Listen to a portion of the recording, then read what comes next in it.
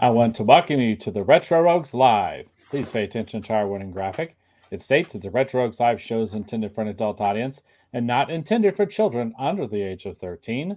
Parental discretion is advised. I feel like it's a carryover from last week. I'm going to say, it's showtime. But anyhow, so I want to welcome you to tonight's show. On tonight's show, we're going to be talking about the recasting of Strange New Worlds. I'm probably going to be losing my cool while we talk about that. We're also going to be talking about Moon Knight. We're actually going to do a deep dive review of episode 1. Eric is going to give us his preview initial thoughts on episode 2. And because I have not seen it yet. I will not see it probably until Friday. And then last but not least, we're going to be talking about the Discovery Time Warner merger. Things are emerging about what's happening over there. That'll be interesting to talk about.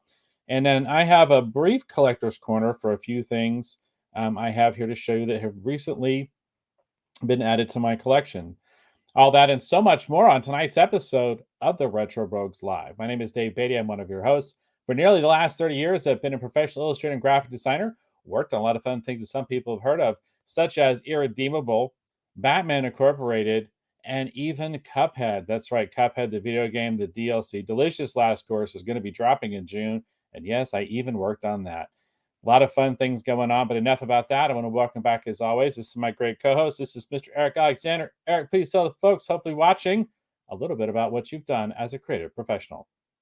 Yes, hello, everybody. I'm Eric Alexander, also known as Bass God 14. That's Bass God 14, not Bass God. That's Bass God, like a bass guitar. I am the Chief Financial Officer of Bad Bob Productions, which is a film production company located in Arizona. I am also the associate producer on a film called Alienation, formerly known as Occupants, which is available on Tubi. Very cool. Very cool. All right, so we do have some people Actually, in the it was Rogues Gallery. Ultiverse, isn't it? Oh my gosh, I messed that up. Ultiverse is the new one. You said Alien Nation. I actually have an Alien Nation book I thought about showing on the Collector's Corner. It must be on my mind. Alien Nation must be on my mind. It's called Ultiverse, folks. They rebranded it a while ago, and it's still confusing to me to this day. In fact, it creates a little bit of a weird thing with Dave and I, since we did the official Occupants tie-in comic book, and now they've changed the name. So I don't know where that leaves the comic book, but hey, that's the business, right? That's the business. So probably in the same limbo lurch it's been in since forever. It feels like it's true. Very true. Very true. So yeah, Dave knows the inside scoop. There are some of our loyal rogues, retro rogues in the house right now in the Rogues Gallery. Motts is in the house. He says hello. Hey, Motts, it's good to see you. And Hollywood's out there in YouTube land. He says hi, guys. Thank you for tuning in, Hollywood. And Jane's also there out there in Facebook land. She says, hey, guys. Hi, Mom. Hello, everybody. Oh, and Ronnie's here, too, out in Facebook land. Good to see you, Ronnie. Hey, Ronnie. Very cool. Interesting avatar, Ronnie. I think you've changed your... does Ronnie, like, change his avatar, like, almost, like, every day or something like that? It seems like he always has a different one. Ronnie likes to change his avatar a lot. That's actually one of his characters, actually, from his game. His role-playing game that he's actually... I think we've had him on the show to talk about. We had him on the show to discuss that. So, right. folks, you need to check the replay because we had Ronnie on the show, and he did discuss that role-playing game.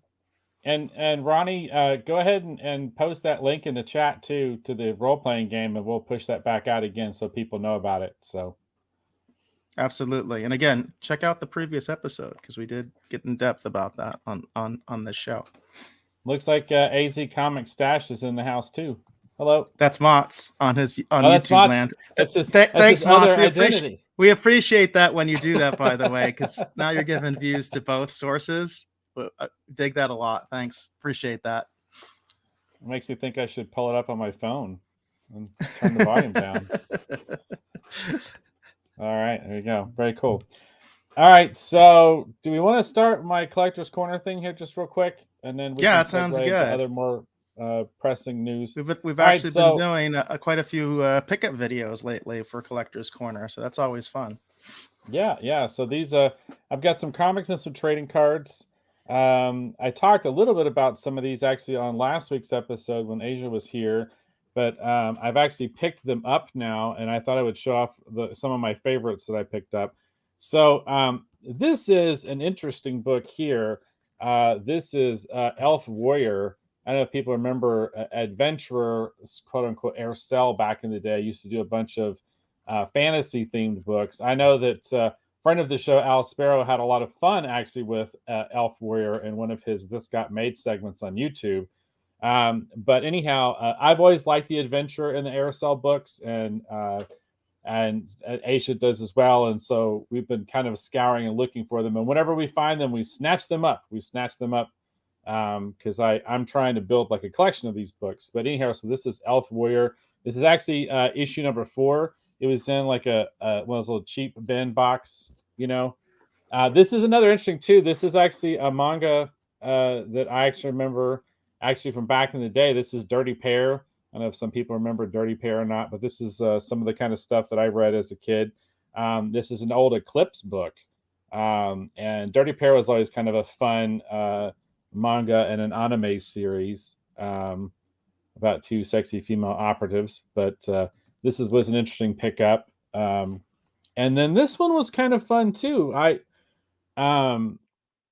I have always loved this. It's probably one of my favorite Hawkman stories of all time, which is actually Hawkworld. I have a trade paperback that's about ready to fall apart, but I've never actually owned the actual single individual issues.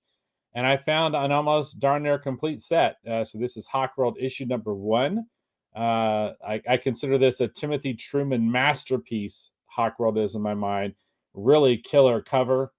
But yeah, this was one of my favorites that I actually picked up. And so tell me, Eric, have you ever heard of Elf Warrior? I can't say that I have, but I do like the cover. That cover is really cool. That's I definitely dig it. But no, I can't say that I'm familiar with the series, but that is an amazing cover. The interior art's pretty good. And then what about Dirty Pair? You ever heard of Dirty Pair before? I don't think so. It looks familiar, but to be honest with you, I think there were quite a few different at that time. There were several books that were kind of like that. Like I think of Danger Girl comes to mind. I used to collect Danger Girl. That comes because that was a bunch. It was kind of the same time as like VIP, right, and all that stuff. So like the sexy female operative thing was in. Actually, this would have been before. Dirty Pair would have actually predated that. But yeah, I don't remember exactly how long the actual animated series and stuff was, but I just remember it from back in the day. I'd have to look it up to talk more specifically about it. But I loved Dirty Pair. It was a lot of fun. David Motz agrees. Mott says he had some Dirty Pair. Yeah. Yeah, there you go. And then what about Hawkworld? Are you familiar with Hawkworld at all? Well, I'm familiar with Hawkman, but I'm not familiar with that particular series. That is a cool cover, though. I definitely. This is the stuff right here. This is the Hawkman series. I think everyone should read. Hawkworld is fantastic. Like I said, Timothy Truman masterpiece in my mind, all day, every day. And then the other pickup I have are actually some trading cards. So these were a gift actually from Asia. She actually managed to pick these up, and I thought these were really cool.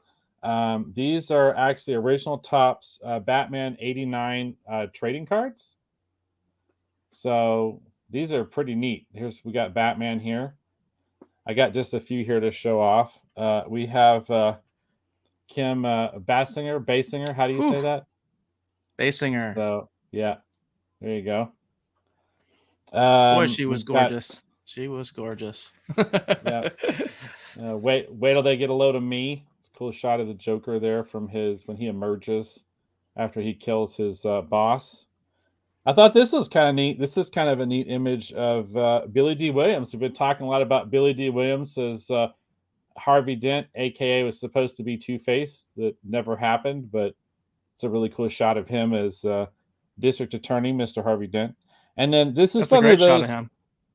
I've got 2, and it's interesting because I don't think we really see him kind of like this because that's got to be a publicity still. And then 2 iconic images from the film.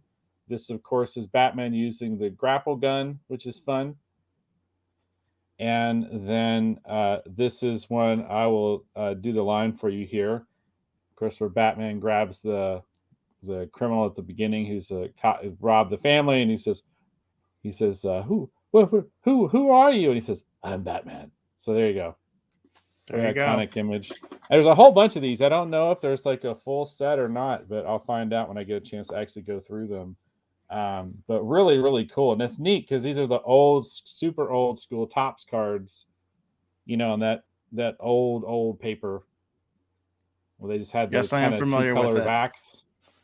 Yeah, these are super vintage. They're really fun. I haven't had a chance to look at all of them just yet, but they're pretty killer. So that's what I had for my collector's corner, my brief collector's corner segment on tonight's show. Very, very cool. It's always nice to see pickups. Mott's is saying nice cards. I definitely dig them. I like those old Topps cards. I know exactly what you're talking about when you talk about the paper and everything like that. Very, very cool stuff. Again, I have to say my favorite of the ones you got has to be Kim Basinger. She was such a doll, man. Oh my goodness. there's two more things we might talk about maybe on next week's episode that are pre-orders right now. The Defenders of the Earth action figures that we actually talked about like many episodes ago are finally available actually to order, and they look amazing. And then also too, Hot Toys has actually released a Sideshow Collectibles, you know, the crazy, super awesome, super detailed collectible figures, right? They've released one for Moon Knight from the show, and the thing that makes that unique is that that's the first time Moon Knight's ever gotten that kind of treatment before. You know, Moon Knight is still kind of new to the collectible arena. There have been Moon Knight action figures, but not that many. There have been a few Funko Pops. They did release a really neat Funko Pop too. I think I'll probably talk about that on next week's show as well. But it's an old school retro style Moon Knight, and he comes with like a reproduction of an old Marvel Spotlight book that goes behind him that was kind of fun. So kind of fun to see Moonlight kind of getting the treatment a lot of the other, you know, Marvel characters have gotten, you know, because this is his time to shine. He's never really been in the spotlight like this before, which is kind of fun. Absolutely. Now, I hate to put you on the spot because I know you've been busy, but I do want to make sure that I remind you about it, even if you haven't addressed it. But have we got any update on those picks? Darn. Have we got any update on are we seeing the Marvel bump on any of these things? You know what? I'm gonna. I will look as we're talking here because I meant to do that. I apologize, everyone. I've been stupid. Well, I just wanted to remind you about it, even if because I know that Dave's an extremely busy man. We talk behind the scenes quite a bit, but I did want to make sure I just reminded you about it because I think a lot of people are going to be curious over time. As far, of course, you know, we won't. In a lot of ways, we probably won't really know until the show is almost finished. Obviously, when the show is finished, you're probably going to see a Marvel drop as well. You know what I mean? So we talk about on this show sometimes about like the good time to maybe acquire something versus the good time to maybe sell something. And of course, when we originally were talking about these titles, Dave was basically saying this is a good time to buy, but this was a couple weeks before the show started. And we do talk about the Marvel bump. And if you don't know what the Marvel bump is, it's basically when a movie or a TV show comes on, suddenly there's like massive speculation on a lot of the related books to that particular series. So I definitely am curious about it, Dave, and I totally understand that I kind of surprised you with that, but I do hope that in the future we can talk about that. And actually, you know, maybe next week is actually a bit better because that will be like the halfway point, which is kind of funny when you think about it, that next week we're already going to be halfway through the Moon Knight series. It is very much a mini series. It's only going to be 6 episodes, folks. So we're almost going to be at the halfway mark next week. This time next week, we will be past the halfway mark technically because we'll be waiting for episode 4. So kind of crazy when you think about how quickly this show is going to go. Okay, I am seeing a little bit of movement here. So this is not one that we picked actually for this episode, but this is a book that we previewed quite a while ago. Punisher Annual number 2, which is actually the first meeting between Frank Castle, the Punisher, and Moon Knight. We talked about that book. I mean, you could get that one for, if I remember correctly, we were saying under $20, but that book at that time, you could get anywhere from $5 to $10. You could even get it out of a dollar bin if you might still be able to find it in a dollar bin because it's not a book that's very highly regarded.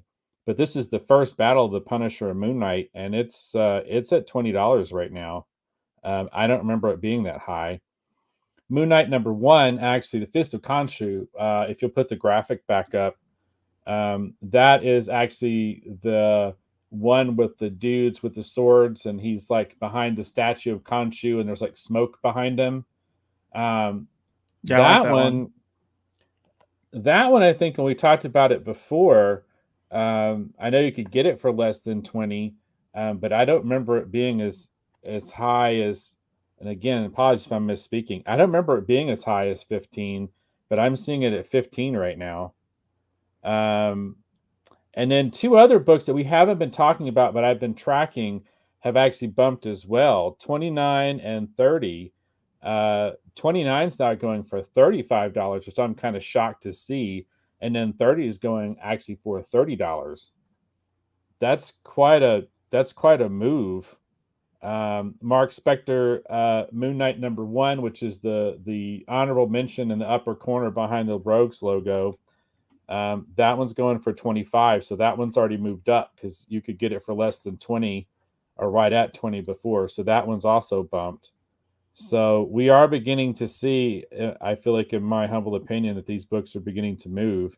And then Moon Knight #20, that's the one there where it's like the mouth of the werewolf, and you kind of see it through the mouth. That one's going for 15, and I don't think it was going for that high before. I remember it was under 20, or I wouldn't talked about it, but I don't remember it being that high. So I think they are beginning to move. Now, Moon Knight 23, which is the classic Bill Sienkiewicz cover, that one's still at 20. That's still a good one to pick up. But I think some of these books are starting to move, which is interesting. Yeah, you would kind of expect it to, but then again, it's not. This isn't exactly a science, It's not like just because of this will happen, and I think people in general right now are still trying to feel out Moon Knight as well. Right. I haven't had a chance to actually see what a lot of other people were saying, but I did see what people were saying about episode 1. And there were some definite mixed reactions out there. And I did get the sense that a lot of people that were not familiar with the character did feel a little bit lost. I did get a little bit of that kind of vibe, just seeing what other people were saying.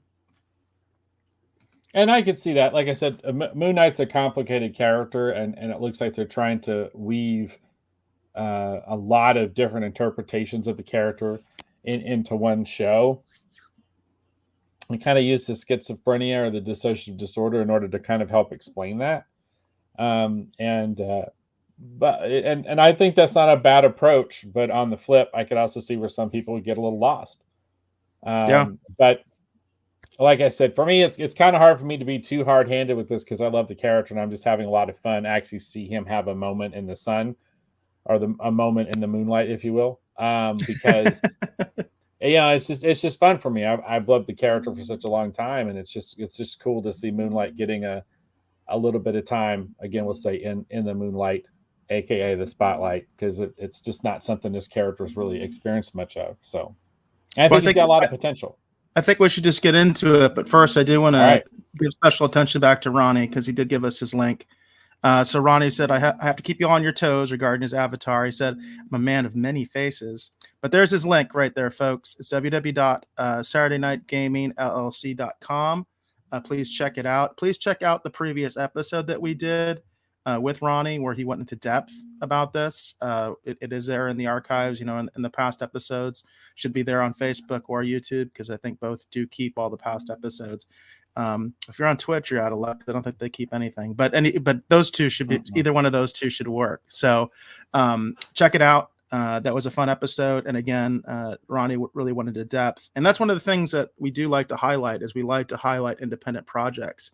We're going to be talking about, Marvel Disney right now. And, that's always our hope that we get some additional views by doing that. But at the same time, Dave's a huge fan of Moon Knight, so it's going to be interesting what his take is of it. But we do love to really highlight independent stuff. So please check out that previous episode. And again, the link is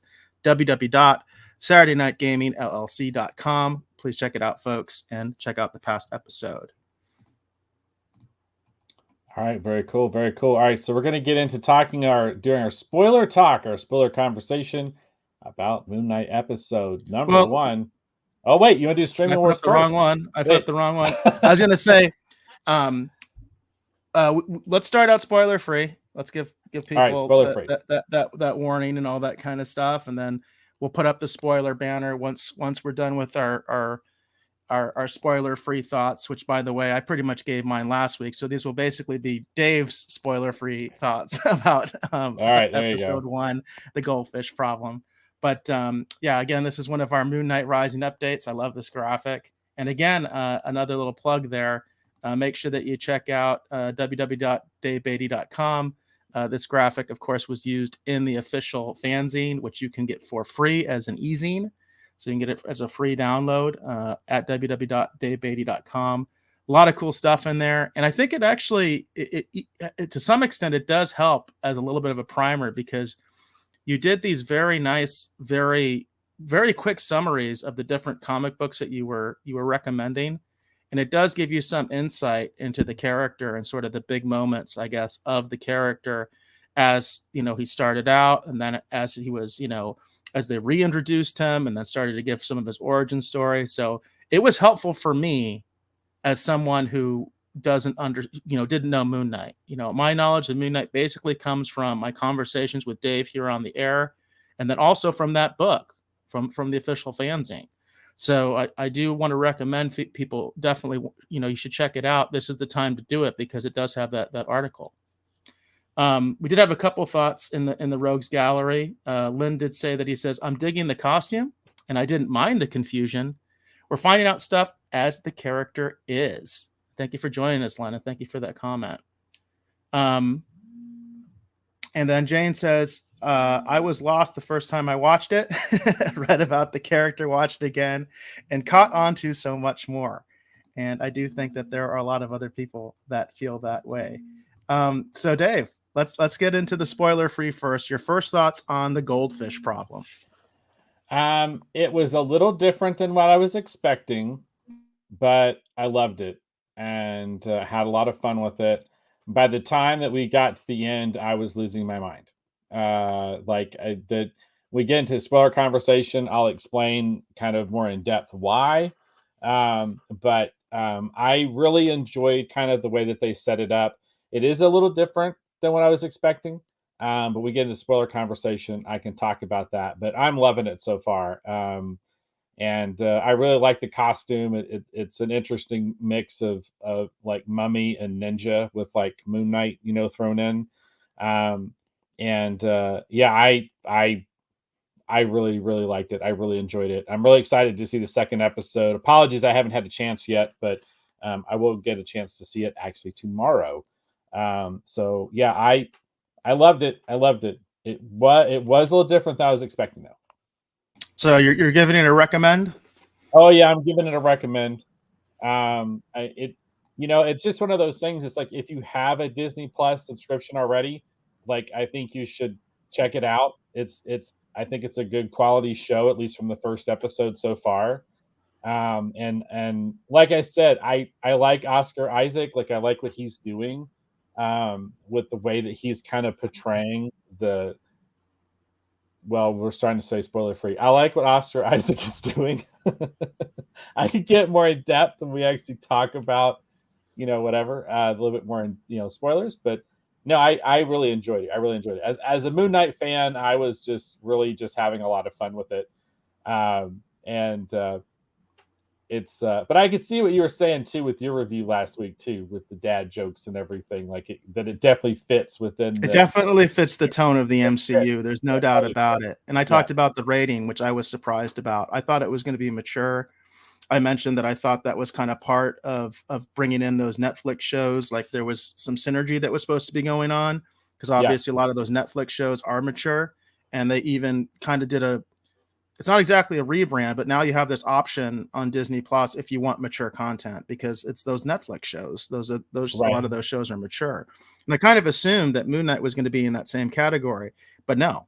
So and as far as the tone goes, I think it 100% fits in the MCU, almost too much in a way, because I do get a little bit tired of that stuff sometimes. I mentioned like in Falcon and the Winter Soldier in particular, I felt like some of it was just like it actually took away from the scene. Like there was something that was supposed to be like, oh, there's supposed to be some tension. All of a sudden, weird dad joke just comes out of nowhere, which is definitely MCU thing, but sometimes it does kind of take you out of it. And definitely Moon Knight, from what I've seen, and of course I've seen the first 2 episodes, there is a very dark element to it.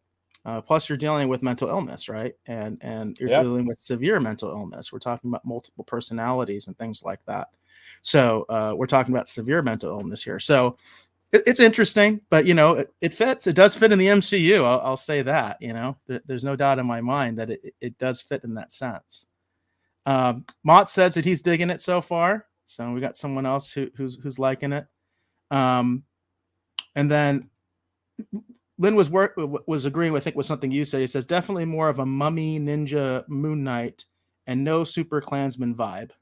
You know what that reference is? The Super Klansman vibe? Super Klansman. So I'll tell this story. I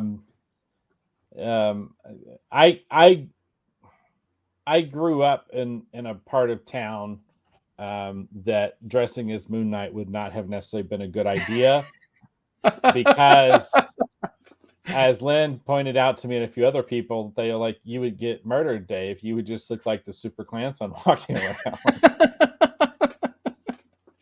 So that's what Lynn's referencing is our conversation about why it's not a good idea to wear a Moon Knight costume before people know who the character is back in the early 90s. I wonder if they had that conversation at Disney. Like, do you think he looks too Klansman? Like that would be and they definitely have put a lot of thought into the suit. You know what I mean? In order to move it in a particular direction. The thing I thought was interesting, though, is that, I know, Mom, I know. She refused to make that costume. It's a long story. We don't have to get into that. I have had certain costumes, back when I used to dress up, cosplay wasn't a thing. It was just like, you would wear it. Hopefully wear the costume on Halloween, and maybe you might be able to wear it to a convention. But that's before cosplay was like a thing. And I've had some particularly maybe not great ideas. And Moon Knight back in the early 90s is not my smartest choice. And everyone, tried to keep me from getting myself murdered. So that's good. But you can tell that they've given the character's costume a lot of thought, because one of the things I think is interesting too, I'm noticing, is that if you read Fist of Khonshu, when Moon Knight gets his arraignments, his weapons that he uses, they have a gold tinge to them, as opposed to silver, because in his original first appearances, everything was silver because he was fighting Jack Russell, the werewolf by night. And so obviously having silver fighting a werewolf makes a lot of sense. He had I think it's called a cestus or whatever, the spiked glove or whatever that was made out of silver. He had the crescent darts. All the different arraignments were silver. Officially on Retro Rogues, we call them moonerangs.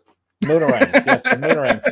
But the moonerangs in the show, what's interesting is they're definitely gold colored, which is kind of cool because to me it harkens back to Fist of Khonshu, which is a book I really like. So I just think it's really kind of cool. I really like what they're doing with the suit. I'm excited to actually see the Mr. Knight persona as well, and curious to see how in the world they're going to try to explain that, because that's going to be interesting, because that's where the show's going to potentially, I don't know. We'll have to see. So. Mott says he would love a flashback scene of his origin. Mott, I think we're going to get that at some point. I won't do any spoilers about episode 2 or anything like that, but I think we're going to get that at pretty soon. It just seems to me like they're going to have to explain things a little bit more. Because I think a lot of people are a little bit lost, that don't really, they're going in fresh with the character. So I think eventually we are going to see some sort of more of a flashback about his origin. And I think it would make a lot of sense. So I agree with you, Mons, because Because even I think from Dave's perspective, I think you know that this isn't probably exactly your Moon Knight. Like they are doing some of their own stuff. This is the MCU Moon Knight, right? Just like right now we've got the MCU Spider-Man, or some people call him Spider-Boy because they don't like him, because they don't like what, the Iron Man thing and stuff like that. But this is the MCU Spider-Man. It is not the comic book Spider-Man. It's not Spider-Man His Amazing Friends, who's my favorite Spider-Man. So, it's like, it's different, right? And so they tend to do that. We talked about that in our lead up to the show, that they do that in Hollywood, and they always are. They're always going to make their own changes. Some of them make sense, and some of them don't. And, that's just the way that they do it, because they've got to leave their mark. And then something Dave and I actually talk about quite a bit is sometimes something you do in a comic book is not going to work in a live action film. It's just not going to work. Sometimes the colors don't work. You know what I mean? It just doesn't work. It doesn't transfer 1-to-1. And if you try to transfer it 1-to-1, it ends up looking kind of silly, or it just doesn't give the same effect that it would in the other medium, So, because you want to create a tone, right? And something that might work on the printed page isn't necessarily going to work live action. Let's see. And then Lynn says, if Moon Knight had been more popular, well-known, you and Jane could have rocked the costume. Just too unknown to wear around North Memphis back in the day. I hope we do get a Werewolf by Night someday. Yeah, and I'm hoping for that too, Lynn. Like, I really hope that that I feel like Moon Knight could be a great conduit to introduce some of these more supernatural elements. I feel like that's the direction they're leaning in. The show does have a little bit of a horror vibe, and how that it's structured and how that it's set up. Plus, also, the series of events and things that, Mark Spector went through in order to become Moon Knight are not exactly a lot of fun.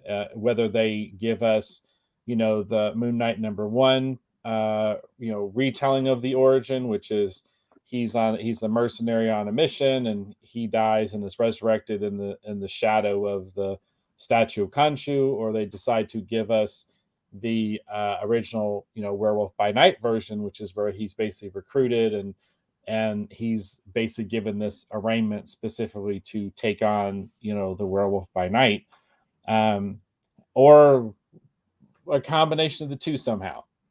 Because again, as Eric's pointing out, it's very good and it's important to remember this. By the time they're done with it, this is going to be the MCU Moon Knight. It may not be exactly the comic book version, and we haven't talked spoilers, but it definitely is the MCU version. Because like I said, it was not exactly what I was expecting, but I did still really enjoy it. Is there anything else spoiler free you wanted to mention about the Goldfish Problem? No. I enjoyed it, and I'm really excited to see the second episode. That's about the highest praise I could give it, is that I'm really excited to see the second episode. And I'm really curious to see how they're going to explain a lot of this. Yeah, that's it. A big part of the show is going to be trying to explain things, I think. Going back to what Mott said, and the possibility of maybe some flashbacks and even the need for it. But I do want to remind folks, I did do a pretty in-depth, no spoiler review last week. Asia was on the show as well. I even did a clip of that one. So if anybody just wants to watch that, you can check it out on YouTube. I did actually did a clip of it as well. But bottom line is, I did actually recommend it. So I did recommend folks check it out. So we can now get into spoilers, Dave. Spoilers on the Goldfish Problem. And I'll do my best not to mix in stuff from Summon the Suit, because it might be a little bit hard sometimes to keep the two separate or whatever. But what are some of your in-depth thoughts about the Goldfish Problem? So the first one is that this is definitely the MCU version, by how they're handling the schizophrenia dissociative disorder. Something that makes sense story-wise is the fact that Mark's Stephen Grant has all these different things that are supposed to help him know if he's gotten up and left his room, for example. He has the sand that goes around the bed. He has the strap that he ties to his leg. He has the tape he puts on the door. Like, all those things are kind of fun. But I'm going to tell you right now, I couldn't help but think about the idea of resurrection, being raised from the dead, and the Dracula idea, the concept that, he has to be, quote unquote, in his native soil, right? So they would always take, in the classic stories, they would take some of the Transylvanian soil along with the coffin, so that when Dracula was at rest, it was like he was buried in his native soil or whatever, right? Like that's that concept. Yeah, I remember that. Yeah, I remember that concept. And while it's fun that they're definitely calling back to the idea that, it's for him to make sure that he knows if he leaves the room, because he would leave a foot impression, I couldn't help but think about, I wonder if that sand came from Egypt, right? Like what if he needs that sand also, to, you know what I mean? Like this whole resurrection from death idea. Like, so I found that really interesting, because I was looking at it going, I see what you're saying on the surface, but I could see 3 or 4 episodes from now that you're actually telling me something else too, that there's a reason it's sand. So we'll see where they go with this, but there's a lot of neat little touches like that don't really come from the comics that are really fun. And depending upon who would write Moon Knight would depend upon how bad the schizophrenia gets, and what kind of implications it has for him.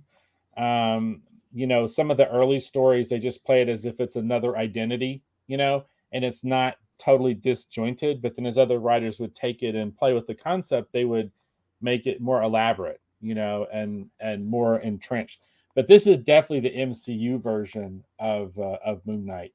And I like what Oscar Isaac is doing. Like, I like what he's doing with the voices. Stephen Grant's got this kind of high-pitched British, kind of thing going on. And then Mark Spector. Is he British in the books? In the comic books, is he British? No, he's not. He's not British. But again, like I said, that's kind of their little touches that they're doing, because it'd be really hilarious if, Mark Spector's from America, but then Stephen Grant's from London, like that'd be hilarious, like it's the same friggin' dude, but if his identities literally think they're from like different parts of the world, that takes the dissociative disorder to an even higher level, which I think would be really fun and interesting. I have to say that makes a lot of sense, though, from the perspective of trying to adapt this and being able to give an audio, an audible representation of the difference in the personalities, making one personality American and the other British. That's a good idea. I mean, because I do think it does help the audience to kind of understand what's going on, at least to some extent. There's still going to be some confusion, but it also, I think, probably helps the actor tremendously in being able to do the separate characters, because they are separate characters, even though it is the same person, quote unquote. He's able to do these separate characters, and I think that accent probably helps him do that quite a bit. It'd be interesting to see him in an interview talk about that. And it's a classic adaptation technique, because if you think about it, when they were originally taking Superman and taking him from the printed page into other mediums, what was the things that they did on the radio? They gave him a call out, but then the voice actress said, "This looks like a job for Superman," and that's a classic comic book adaptation technique, to use voice as a signal between different identities. That's another little subtle thing. I don't know if they were thinking about it in that way, but these are the neat little things I was noticing, and I'm like going, someone thought that through. That's not only good for the character, but for those of us that are diehard comic book nerds and comic book into TV and radio and film nerds. Like, I'm like going, man, this is really cool. Like, these are the little things I was seeing that I was like going, oh, the sand, it's a native soil. That could be a Dracula callback. And, oh, that could be like a callback when they adapted Superman into regional radio drama. It's like, this is the kind of nonsense that I'm seeing. So that's what I'm saying. When I said it was different, but I still loved it, I just saw little things that made me go, oh, that's pretty cool. I like that. I like what you're doing there. So. Yeah, Ronnie has an interesting theory where he says, what if there are different souls inhabiting one body in the MCU? That's an interesting take, Ronnie. And I definitely could see it going that way. That's we'll see, right? And then I do want to remind folks that although we're doing spoilers, we're only doing spoilers about the Goldfish Problem. We are not doing spoilers about episode 2. I will do my non-spoiler review of episode 2 at the end of this, but no spoilers. So, Lynn, I'm not going to share your comment, your full comment, just because you did put a little bit of a spoiler there. But your first part, you said, I think Oscar is playing both personalities great, and I agree with that, Lynn. I think he's doing a really good job, and I do think it was a good narrative choice by the makers, the showrunner, whatever, to do the accent. I think that it just helps. It just helps bring out those different personalities. That it just makes it that much easier, I think, especially for a mainstream audience to understand a little bit of what's going on, even if they're confused. It gives them a little bit more of an understanding of these different personalities. And as Ronnie's saying, perhaps they are two different souls trapped in the same body. That'd be an interesting take. And it also too, it takes the idea of secret identity to a new level as well, because Stephen Grant is so far removed from Mark Spector. Just in the little bit that we get of him in episode 1, he would be impossible to run down. It would be really difficult, even though he looks like the same guy. It would be really difficult to be trying to track down mercenary Mark Spector, and you come across Stephen Grant, given how they've positioned themselves, how differently they behave and live in their life, the choices that they make. And it's funny too, because with him running a museum gift shop, it's almost like he's hiding in plain sight too. It's right. It's just that's what I'm saying. It's like there's a lot of bunch of Egyptian stuff made. Yeah, a bunch of Egyptian stuff. Yeah, of course it's him. But I thought it was pretty clever, so I really liked it. Before we move on from the voice, Asia had a comment. She said, the voice change reminds me of the Dreamcatcher movie when the alien in the guy's body has a British accent. You familiar with that one, Dave? The Dreamcatcher movie? No, as Asia knows, I have never actually seen the Dreamcatcher. We've actually had conversations about it. I hope to get a chance to watch it someday. I've not seen it. I've heard about it quite a bit, but I've never watched it. Again, I like what they're doing with the voice, and it's one of the things I kind of enjoy in the show, maybe even more than I should. I just think it's kind of neat, the whole idea of this separate personality, that he constantly has to deal with. And I like the mirror thing. I like the way they do the whole mirror thing. I just think it's kind of cool. It's fun. Throughout the course of the episode, one of the things I thought was neat too is kind of how he was slipping back and forth, but they were only showing us what was happening to him from only Stephen Grant's perspective until a certain point in the episode. We only got his perspective. So he'd be like, whoa, wait. And then all of a sudden he would come to and he'd be holding like a gun or that bloody scarab and all these people who think they're dead. And he's just like, what happened? The car chase scene was done particularly well, I thought, in that regard, where he's literally switching back and forth. Yeah. But you're only, like you said, you're only seeing it from his perspective. Yeah. And I thought that was, and obviously there's a comedic aspect of that scene, but I thought that worked. I thought that was kind of funny, just to show what this guy is going through, where, this is a tough one to talk about, but if anybody's ever blacked out, okay. That's kind of what happens. Okay. So it's just it's one of those things where it's that's what he's doing. He's going back and forth. He has absolutely no recollection of what happened literally 5 minutes ago. And he's just kind of awaking. And that whole scene, I think it was just done really well. And again, there's a comedic aspect of it, but I think it worked really well just to show what exactly this guy is going through. And then if you've never blacked out, it's well, now maybe you have an inkling of what that's like, so.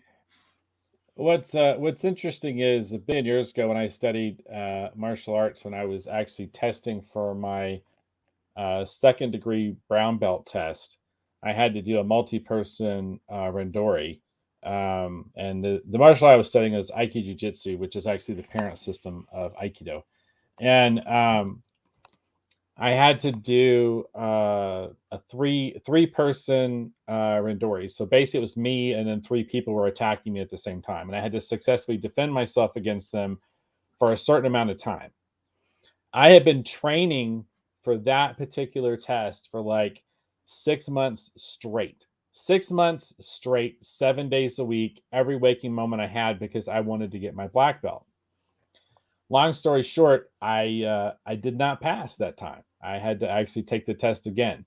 But what happened was, during that test, is they brought in someone who I'd never trained with before, who was a jiu-jitsu student, and the guy pretty much, to use an old expression, ate my lunch on the first round, and actually managed to pin me. And in the process, actually messed up my shoulder to where I was having a hard time actually using my arm. And I was furious, because it meant that, like, I was not going to be able to complete my test. And I wanted to murder this guy. And so we had actually, some of the students were like doctors and nurses and stuff, and they took a look at my shoulder and got me back recommending my shoulder again. But they actually taped it up against my body, and they said if I wanted to go ahead, I know this sounds like Cobra Kai, but they said if I wanted to go ahead, I could go ahead and try and take the test again. And they actually paired me up with someone who could technically be my other arm, right? Which I thought was ridiculous. But I went ahead and did the test because I wanted to pass the test. In my mind, I still wanted to believe I was not going to fail the test. Well, I remember the first person coming in to attack me, and I remember, basically stepping to the side and redirecting the attack. And at that point, I don't really remember much else. Things were moving slow. It sounded like I was underwater. Yeah, sweep the leg, Johnny. Yeah, we got that, Lynn. and it was just a really strange thing.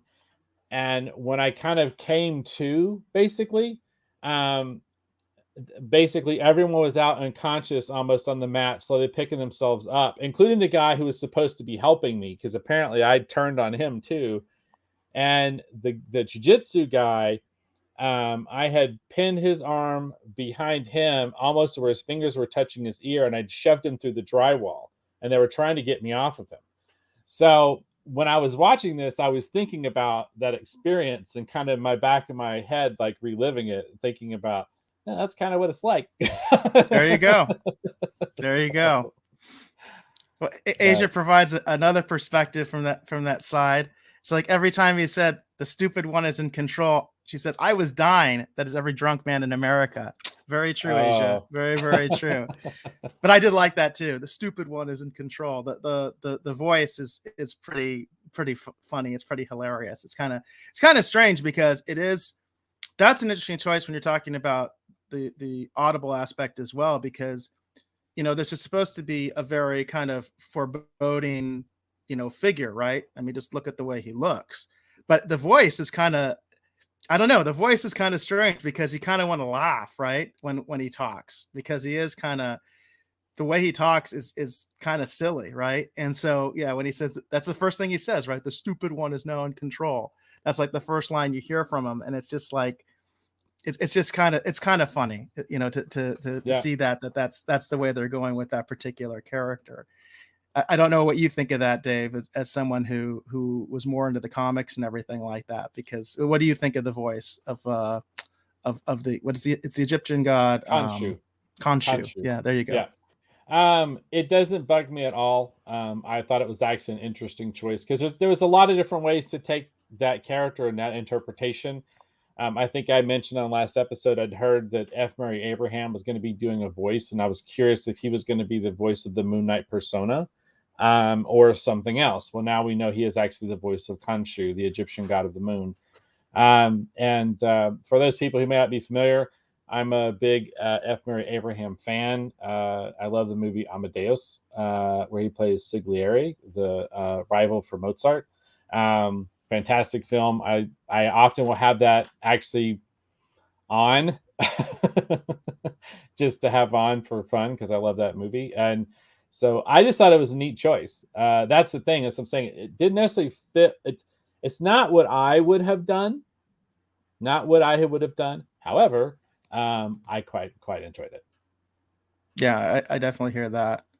Lynn had another comment regarding the voices where he says, I like the fact they are talking to each other and not the Green Goblin Norman Osborn real time back and forth in the first Spidey movie. It shows the other person is trapped outside the body and one is in control. The flashing back and forth on the road in Moon Knight rocked. And yeah, again, I thought that was a really cool scene. I thought that was done really well. And again, I do think, I do like the way that they're portraying this idea of his multiple personality disorder, or or however you're interpreting it. Like Ronnie has interpretation, while this is actually two souls trapped in the same body. Could be the case, right? But the way that they're portraying it, I think I like it. I think it's done pretty well. It would be interesting too if and again, this is the MCU Moon Knight, so we won't know until a little bit later. But it would be interesting if it turns out that Stephen Grant actually is a wholly, completely different soul, and maybe on that ill-fated Egyptian mission, it would be kind of twisted and weird if mercenary Mark Spector had possibly killed Stephen Grant and died in the aftermath somehow. And when Khonshu resurrected them, put those two souls together in the same body. That would be interesting. Almost like a penance kind of thing, maybe. Yeah, that's a pretty dark interpretation. That definitely, I think, is possible. In this version of the character, it's pretty dark, but you could definitely see the possibility of it. And Mats did have a question about your story, Dave, where he said, "Did they Miyagi your shoulder so you could get back into the match?" No, they didn't. They didn't Miyagi it. What they did was that they actually set it back into place and then actually just taped it up against my body and immobilized it. And then I had ice on it after I finished my no mind experience. That's what that's called when you're training in the martial arts and you have that kind of experience. They reference that as the concept of no mind, which is where you're totally in the moment reacting. It's almost like you're on autopilot. But to me, it just reminded me of the sensation of blacking out, but with weird tinges of other things. And it's weird too, because some people who experience no mind, at least this is my case, and other people I've talked with who've experienced no mind before, the few people I've talked to who've had say the same thing. It's like it's like a peak for you, like you kind of peak at that moment, and then everything after that for a little while is a struggle, because it's a weird thing that your body goes through, and I don't know. But no, they did not Miyagi my shoulder. They just put it back into place, and then they taped it up against my body, and then what was it? I think it was probably about like 2 or 3 weeks before I was kind of using it again. Right? I mean, it wasn't severely injured; it was just strained. They just kind of pulled some ligaments and messed it up a little bit. So, I wished I had video of me shoving that guy through the drywall. Though that'd have been awesome. Yeah, that might go viral, right? Lynn also had a story where he was saying, when I was taking karate from Jimmy Blaine back in the day, I was talking to him after he won a championship. He got hit in the cheek, which still had a hairline fracture that hadn't completely healed from a previous fight, and doesn't remember any of the fight, including the winning spinning back fist he did and numerous punches as his opponent collapsed to the canvas. He only remembers being in the dressing room being told he won. I never wanted to fight full contact after hearing that. So, yeah, I think a lot of fighters definitely, boxers especially. I mean, most boxers have been knocked out, probably at least once in their career. So they could definitely probably tell you a lot of stories about things like that. So, what's that old expression? I didn't hear no bell. Yeah, there you go. Yeah. But no, yeah, I loved all the stuff that they did with him switching back and forth, and I could see what you're saying, but it seemed like everybody was being maybe a little unnecessarily mean to Stephen Grant. But again, yeah, too, especially like at the beginning with the boss, I'm like, what the hell is her problem? She freaking runs a gift shop or whatever. I mean, shut up, I wouldn't be surprised. I wouldn't be surprised if it turns out there's a little bit more going on there that we are aware of just yet at that museum with some of those other characters. Do not be Well, surprised. we did see that some of the employees are agents of Ethan Hawke's character. They did show that, not necessarily the main security guard, but one of the other ones. They specifically showed he was, which I think is a little weird, because from a narrative aspect, I'm like, that's almost like a little too convenient. So they're, these people are there working with the same guy, but nobody's made the connection. You know what I'm saying? It's like, how has nobody made the connection? Because obviously Ethan Hawke's character knows something's going on with this guy, because he did the scale thing with him, right? So he knows that, he said there's chaos in you and all that stuff. And he knows that there's more to this guy than what meets the eye. And at least in his other persona, he's probably been messing, they've been fighting each other probably for a while. It's definitely implied, right? So it's like, it does seem in that sense, it's like almost like, that's one thing sometimes that I get a little bit like when they have these sort of like secret society type deals. And then it seems like everything at every level is infiltrated by that particular secret society. In fact, they did the same thing in Falcon and the Winter Soldier. And at some point I'm kind of like, yeah, I don't know, guys. We're talking about a cult here, basically. So, and then in that situation, it's almost like, that's almost like a little too convenient to me. So, but there's no doubt in my mind that definitely you're probably on the right track, Dave, that there is definitely probably more going on there than we think, because we already know there's more going on there, so it wouldn't be too much of a stretch to think that there's other folks that are also involved with that particular cult or whatever. Right. Well, it'll be interesting to see how they have all this play out. I'm genuinely curious. I've just been really, like I said, it didn't quite match up to what I was expecting. But I'm really enjoying it, and I actually like the way they introduced Ethan Hawke's character too, where you see him do the shot and then he breaks up the glass and then puts it in his shoes, and they're definitely giving. That was really weird. Personally, I was just like, "What is this?" So, well, there are certain stories where certain characters, in order to activate their powers or their abilities, sometimes they have to put their body through a particular kind of stress or pain. So I was thinking that they were probably giving us an acknowledgement of that possible kind of concept. So that's what I was thinking. I just thought it was an interesting way to introduce this character too. Yeah, that is an interesting idea, that he needs to be, suffering in some way in order for his powers to work. The whole thing he was doing with the scales with people and everything like that was pretty interesting. Where it takes this old lady basically and says, "Oh, you've been judged." She's all like, "I've always tried to be a nice person." "Oh, well, you're dead." You know what I mean? So, pretty weird character and pretty strange philosophy they seem to have. Most definitely, but still, again, interesting. I like I said, it's going to be curious to see how all these things are going to tie together, or maybe not tie together, towards the end of the series, because we're only getting 6 episodes, so it'll be very interesting to see how they take all this forward. And Ronnie brings up a good point about the museum being infiltrated. He said they're probably at every Egyptian exhibit around the world that actually receives artifacts.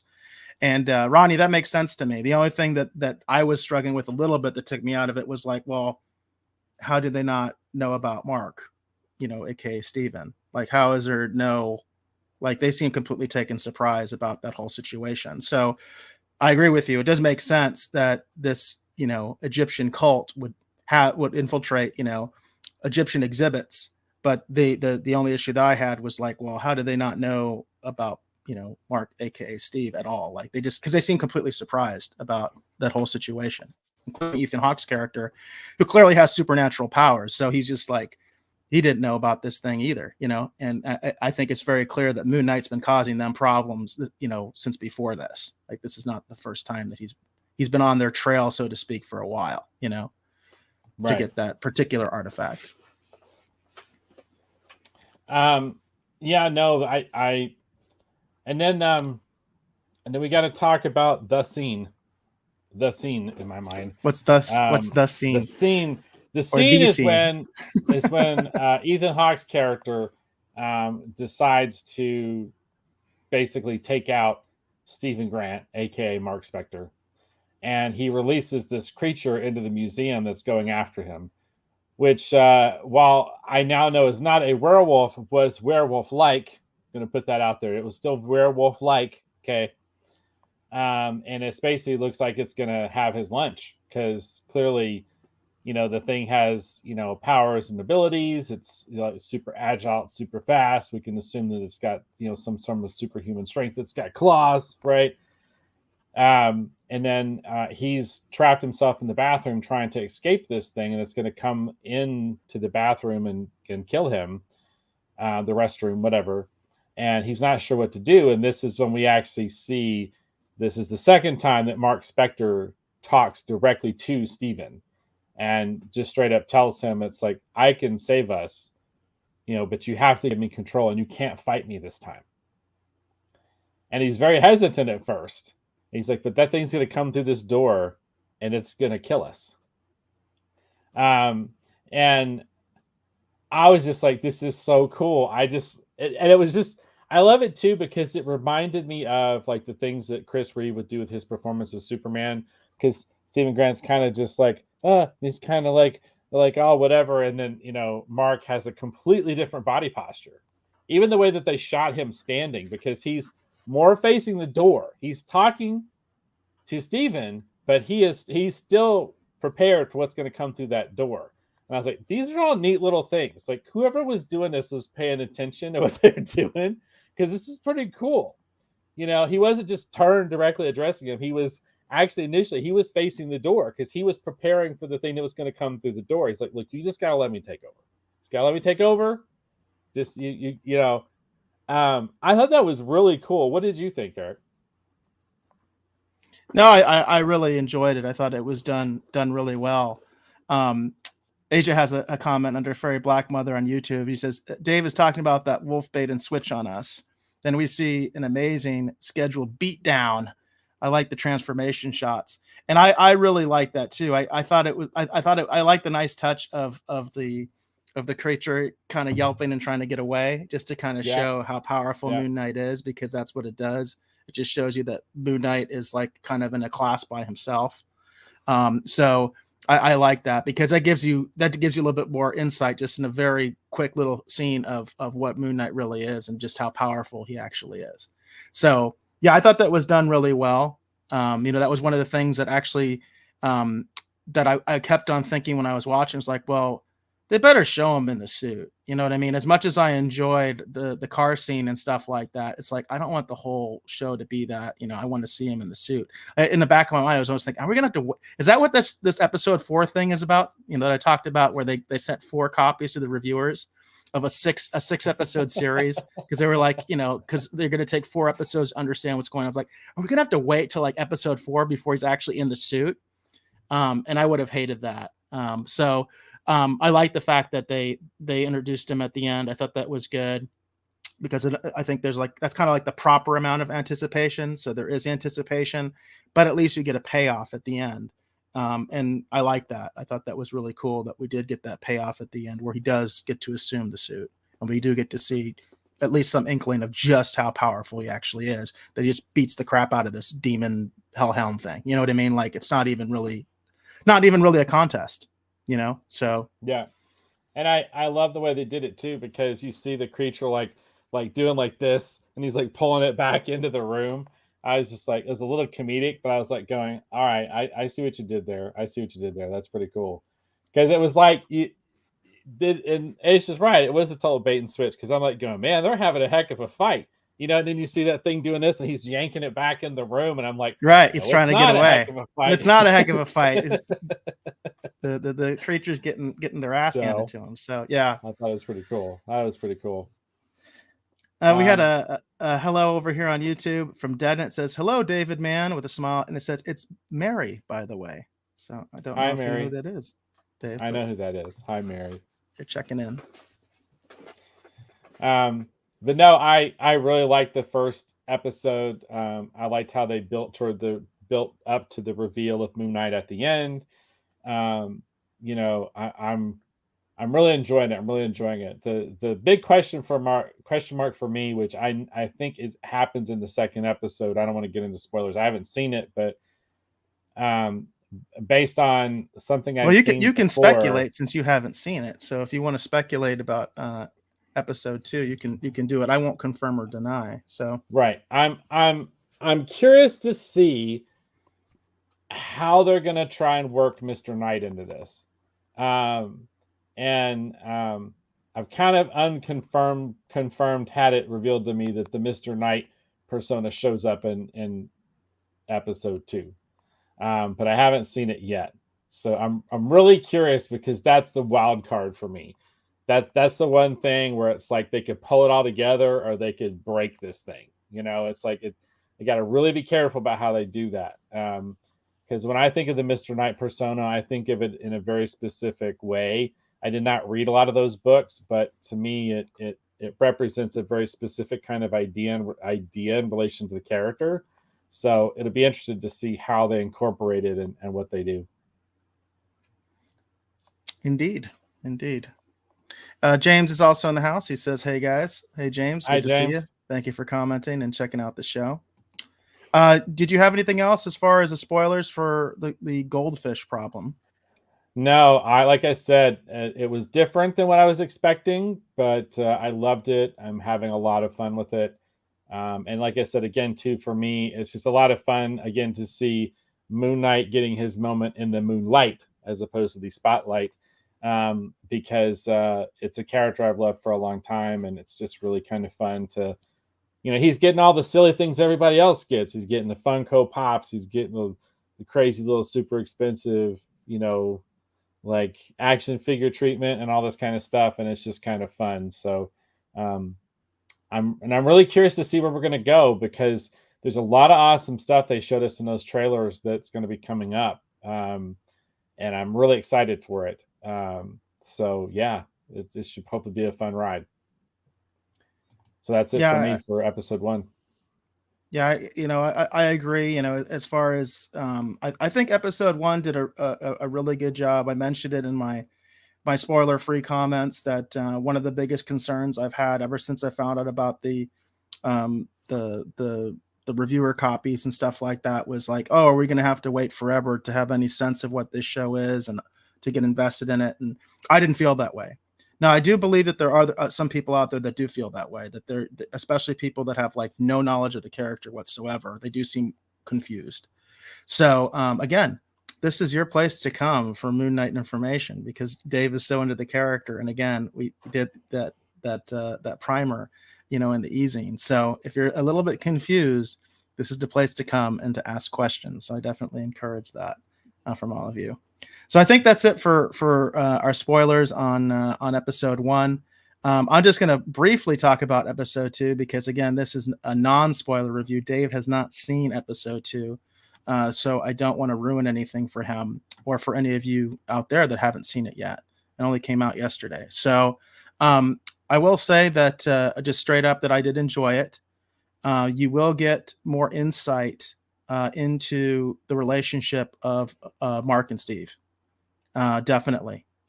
They do address that in episode 2.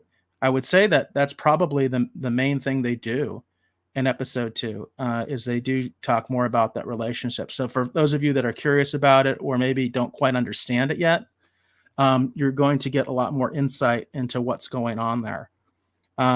They also do introduce a new character that technically is actually introduced in the first episode. I'm not going to say who that character is, but we get to see that character.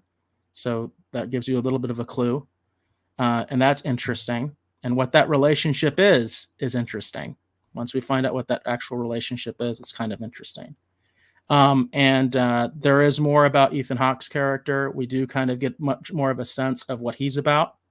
So you can look forward to that. You're going to have a pretty good inkling of, assuming he's not lying, because there's always that possibility of misdirection. You're going to get a very good insight into what he's all about and where he's coming from.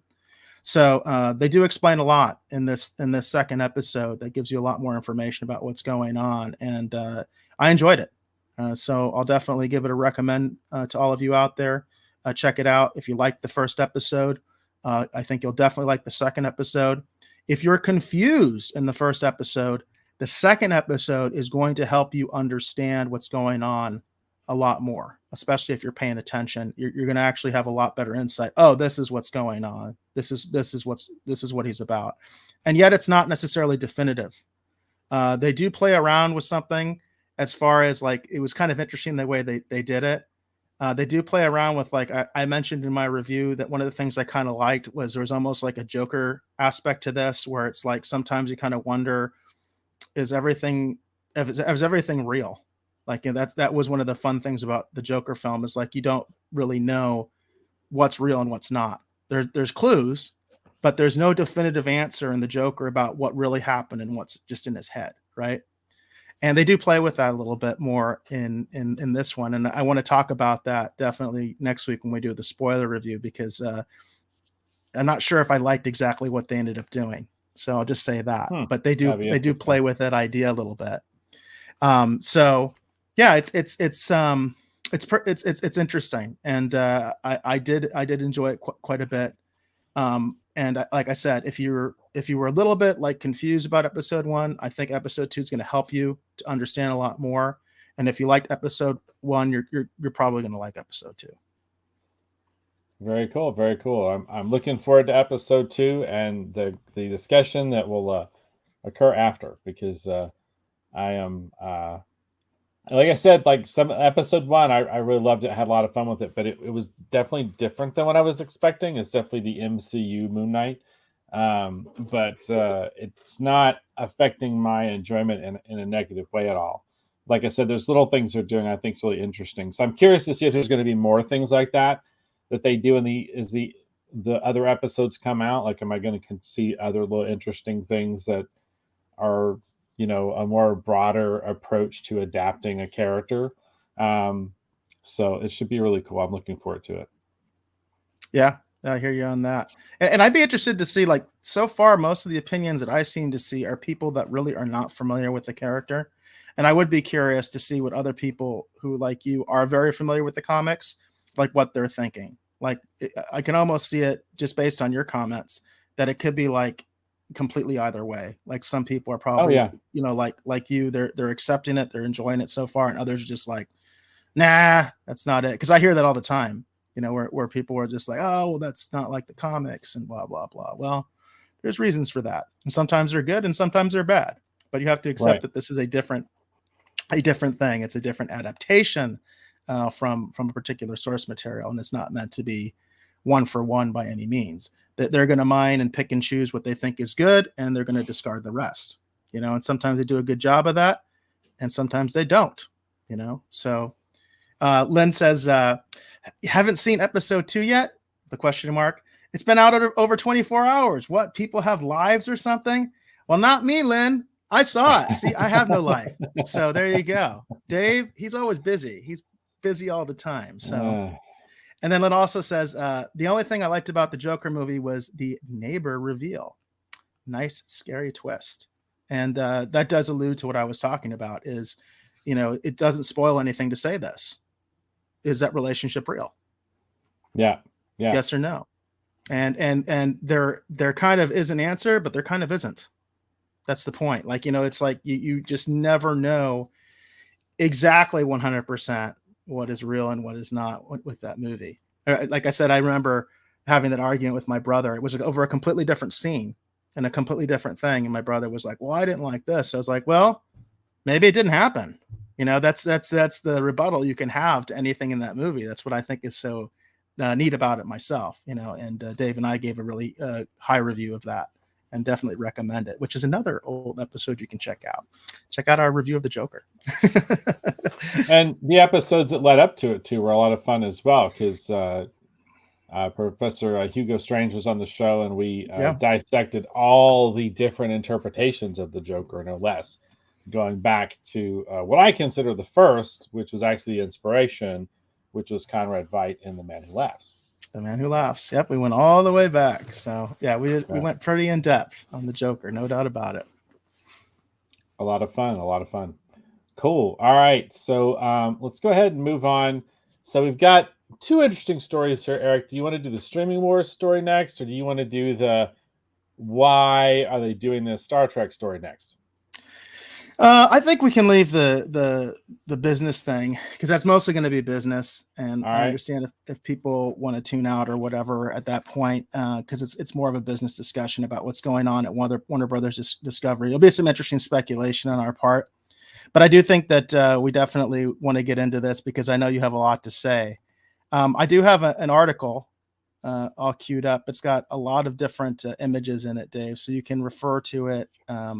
Refer to this stuff as you wish. And by the way, I found out because Dave and I did talk about this beforehand. This is one of the times when we actually did kind of talk about this situation that's going on with Strange New Worlds. And I didn't realize the extent that this was going on until Dave brought it to my attention. So let's see if we got the article there. There we go. All right. I have to switch back and forth just to see. Now, interestingly enough, this is from space.com. Okay. And I just find it interesting. Obviously there's a lot of people that work in space and stuff like that are inspired by Star Trek. Yeah. I wonder how long that's going to keep going, but we'll see. But anyway, this is from space.com. And it said, salute first day contact with a fresh new Star Trek Strange New Worlds trailer and poster. It's 2 days ago. For those of you that don't know what First Contact Day is, that's from the movie First Contact. Where they basically show about the first contact that humans had with aliens. I won't even spoil that, as old as it is. I won't spoil that and tell you who it was. So that's what First Contact Day is about. Can I just say something just right now, just right off the jump? Just see this image down here. No, just this image down here. Can I just leave the damn costumes alone? Can you just stop?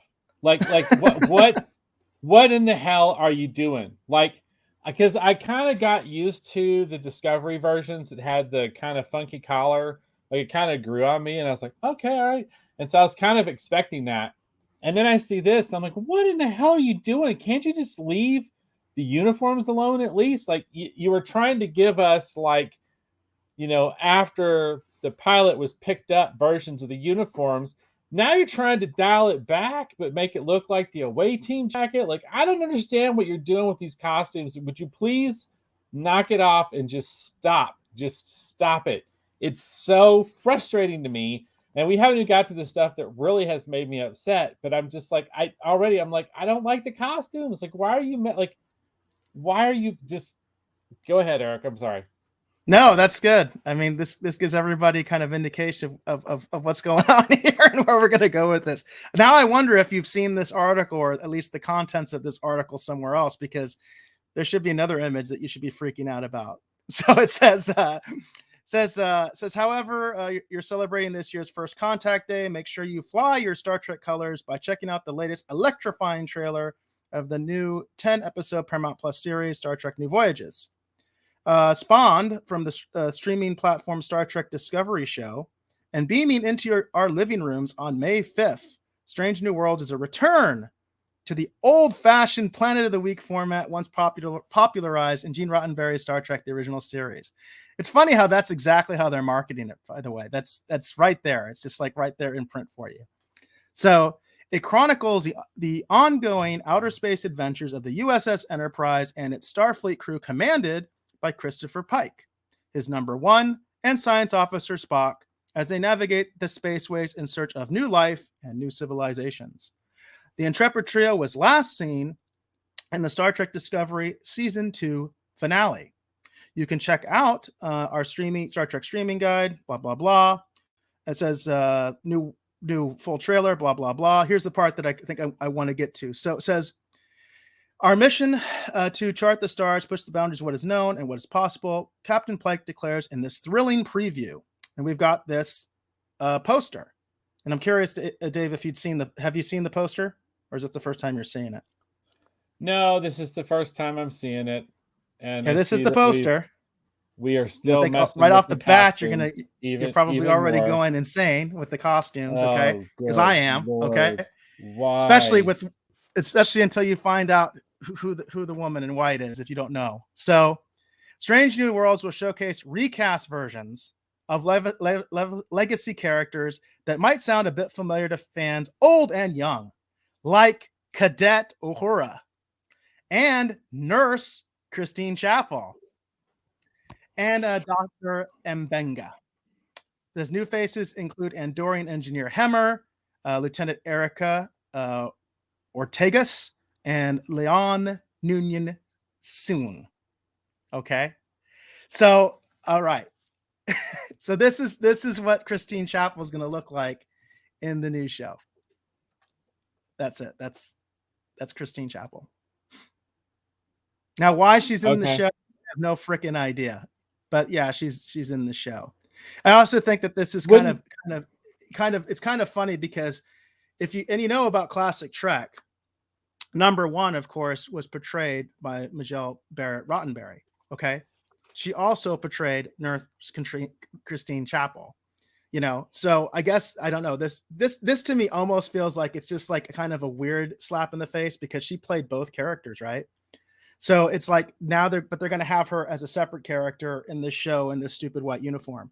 So it's like, I don't know, man. I don't know. You can take it away now, Dave. Oh, but I did have to say one thing because I think some people will be confused. I was, and I'm a big Trekkie, so I was confused about who Mbenga is because I was like, who is that? So I did do a little bit of preparation for that. Okay, so if you don't remember, he was this character in the original series. He was the other doctor. He was the basically kind of like, I think he was kind of intended to be McCoy's assistant, but he was only like in one episode. And he was there because the idea was that he was an expert on Vulcan physiology and Spock got injured in that episode. And he's the one that basically saved Spock. Okay. So I do remember the episode. I remember the actor. Totally had no idea what the name was. When I saw that was a legacy character, I was all like, who the F is that? But here's the problem. Okay. That's not the guy that was Christopher Pike's doctor. This is the guy that was Christopher Pike's doctor. Okay. Totally different character, totally different name, very well established. Okay. We all know that. Anybody who's seen the pilot or seen the version that they showed, with the regular series, it's just like, oh my God. Oh my God, man. And I know you're going to get into this too, but I'm just like, what the F is that? What the F is that? At the very least, I think I would have been more comfortable if they just did a race change, if that's what they wanted to do, if they want quote unquote more diversity on the show, but at least keep this guy's name, at least do that, at least show some respect to the original show that this show is actually based on. But no, they're going to get this guy who had nothing to do with Christopher Pike, absolutely nothing to do with Christopher Pike. That's our legacy character that we're getting instead. So with that, Dave, I will let you rant. All right. So here's the thing. Okay. I was excited about Strange New Worlds because I thought we were going to get number 1, which I really liked from the Discovery episodes. Rebecca Romijn, I thought was really great in that role. And we were going to get Spock because they basically introduced Spock, and Spock was, served with Pike. That's cool, whatever. But I was more excited to learn more about Pike, more about number 1, and have a totally brand new crew, callbacks to some of the characters that we know from the pilot. But I thought we were going to get like a totally brand new crew. I thought this is an opportunity to give us some cool alien characters like Saru. Like Saru's a really interesting character from Discovery. Like I thought we were going to get new interesting characters, but instead we're going to get legacy characters that don't really make sense to me because Nurse Chapel, for example, who's on screen, if you watch the original series and you watch the movies, Chapel eventually becomes a doctor, like a full doctor. And it's weird to me. It's like, so how, I don't know. And I knew who Mbenga was. I remember him as being like part of the medical staff from the original series. And then McCoy was the chief medical officer, so he was in charge of it. So he had doctors and nurses and whatever that obviously were in his charge. But I just, this stuff is just messing me up. Like, I just I don't understand it. I don't understand. It feels like what they're trying to do. And there's another new uniform. Why can we just?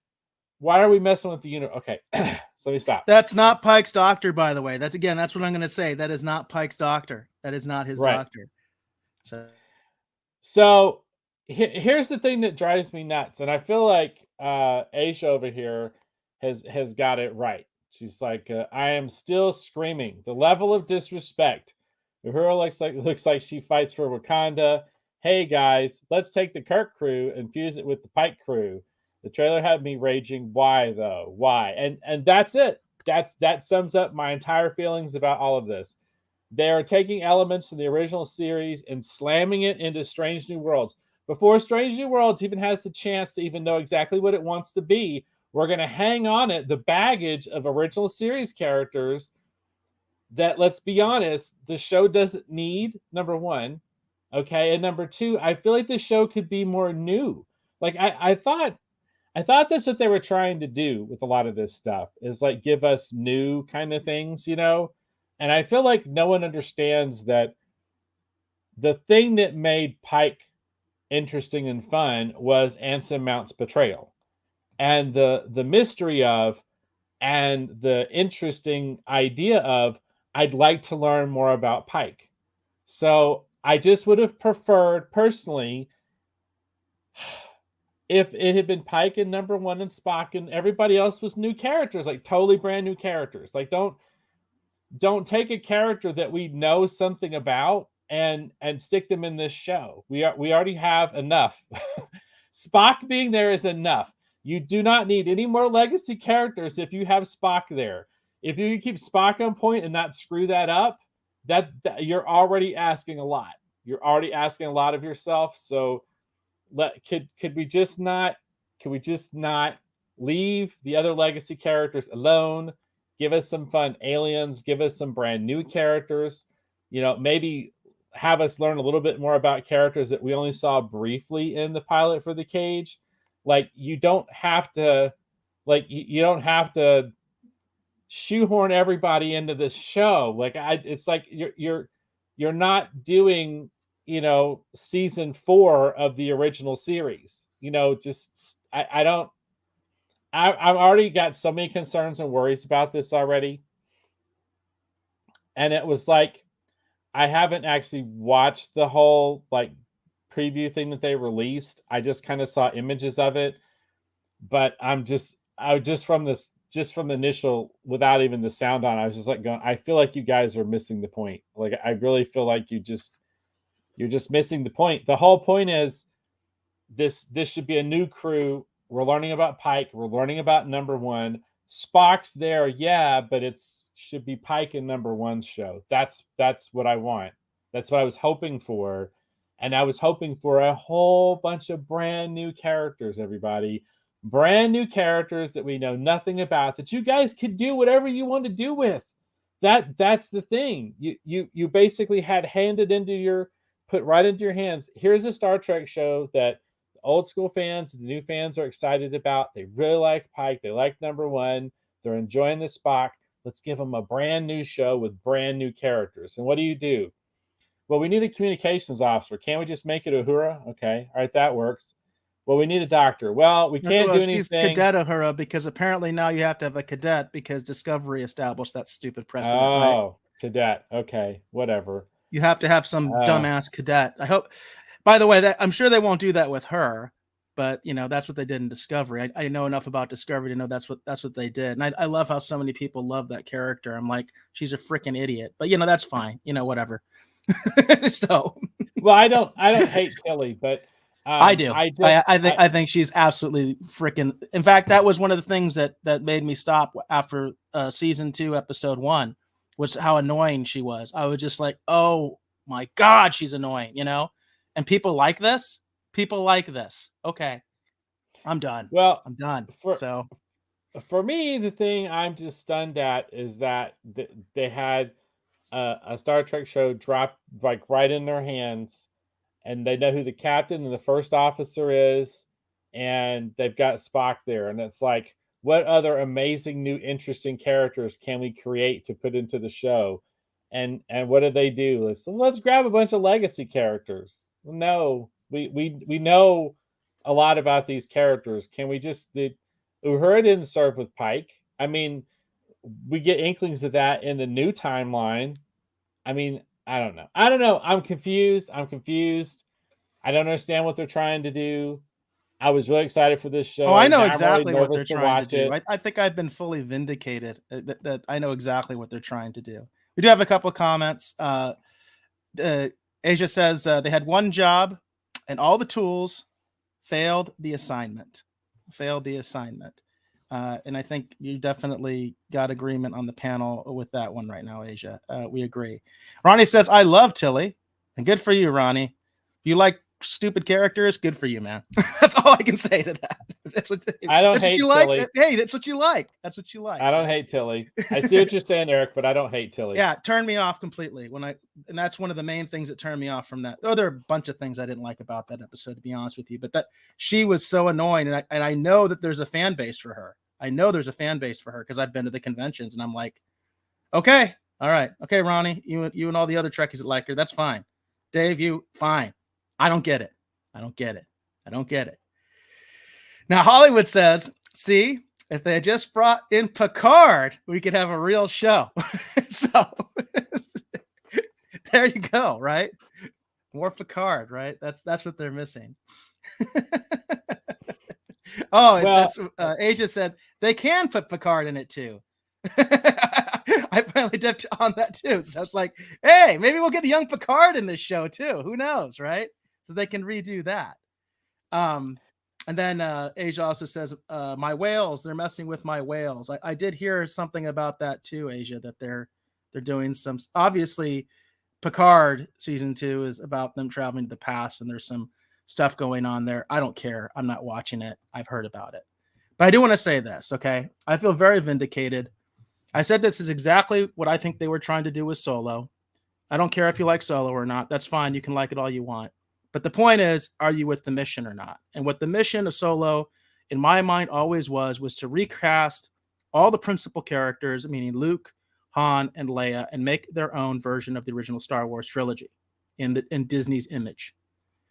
And I think that's exactly what they're trying to do with Star Trek right now. And it's so funny because they already have the films. And supposedly their Star Trek 4 is already greenlit. In fact, we talked about that boneheaded decision that they did apparently at Paramount, where somebody let the cat out of the bag that they're going forward with Star Trek 4 without telling any of the actors. Okay, that's how screwed up this company is. Okay, nobody bothered to make a contract with these actors, some of which are considered A-list actors. Okay, nobody bothered to go to them and say, hey, are you on board with this? So guess what? Now who has all the leverage? The actors. But we've already recast the entire original, the original cast. Everybody's been recast already.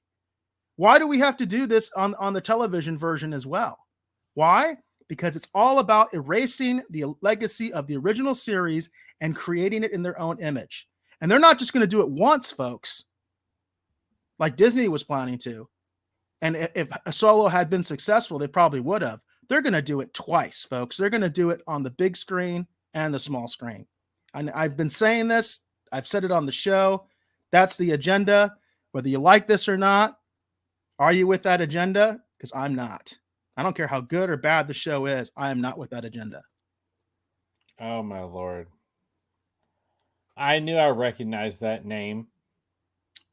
Which one? So one of the characters is related to Khan.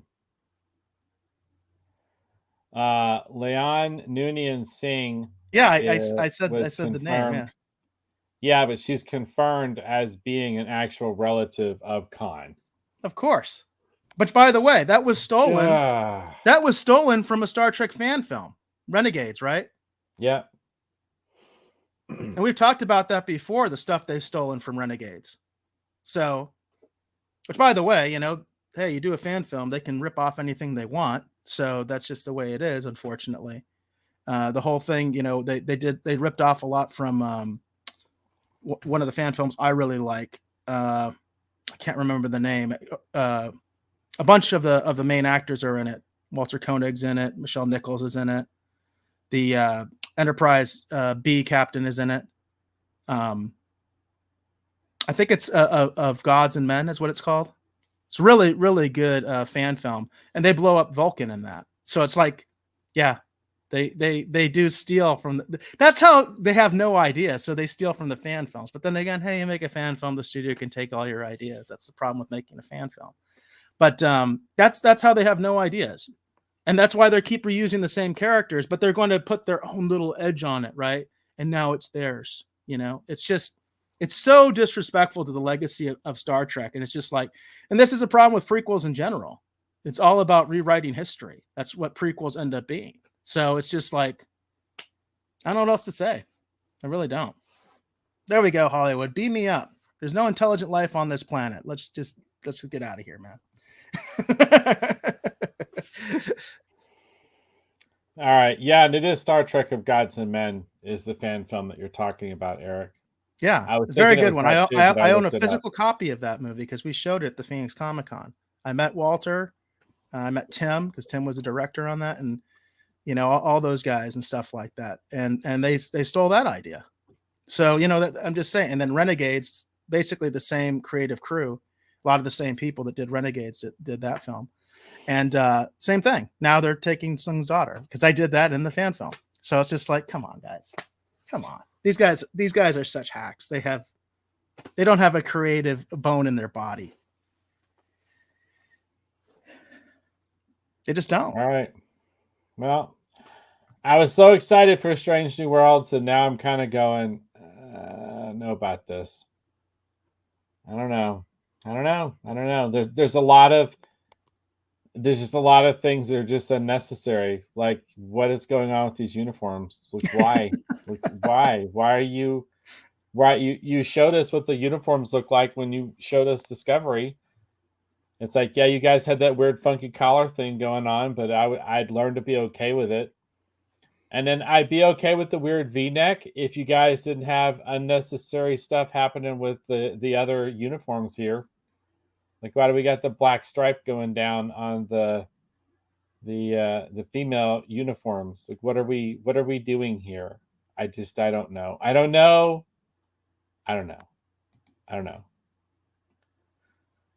Yeah, it doesn't make a lot of sense. Other than, you know, they like to play around with other people's stuff. They can't come up with anything on their own, but they can hack stuff, and they like to tweak it because then they get to say, "Well, I did something." Right. I did something, you know.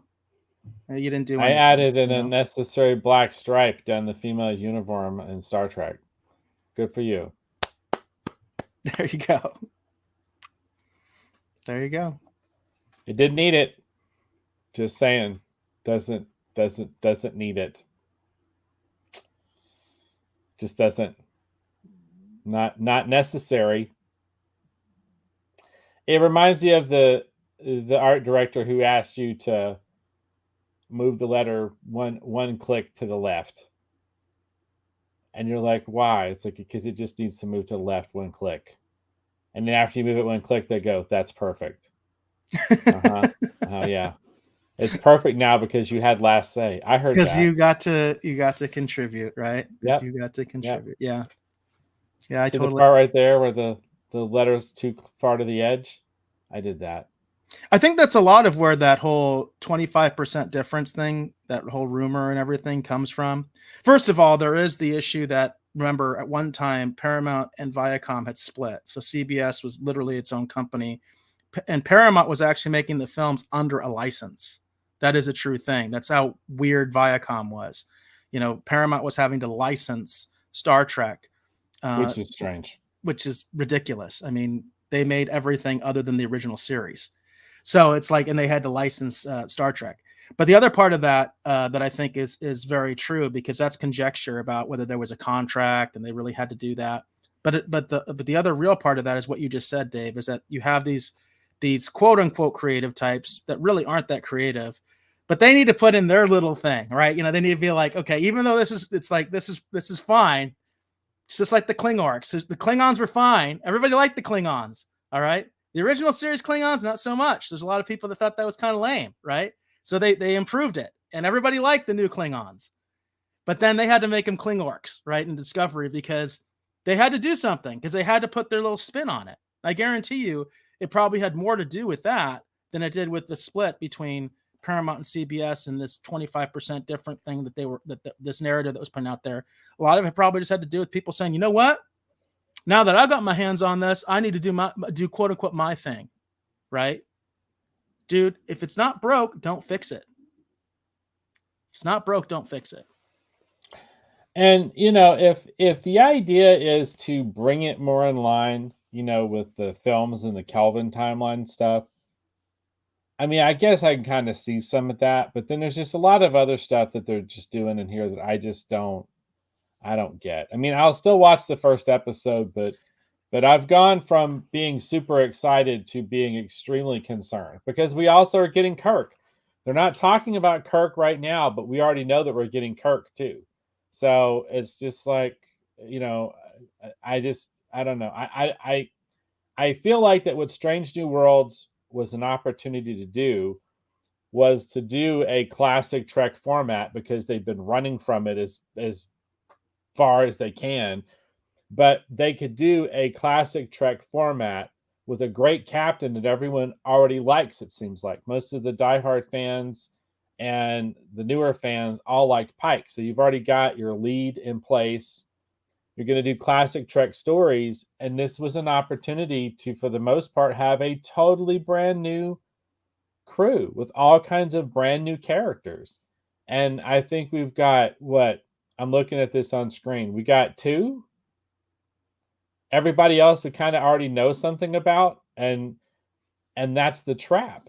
That's the trap. It's like, what are you going to tell us something about that character that wasn't true before because it was a fun story idea and you needed to do it with someone, so you just did it with this person, and now it causes a conflict with what's come after?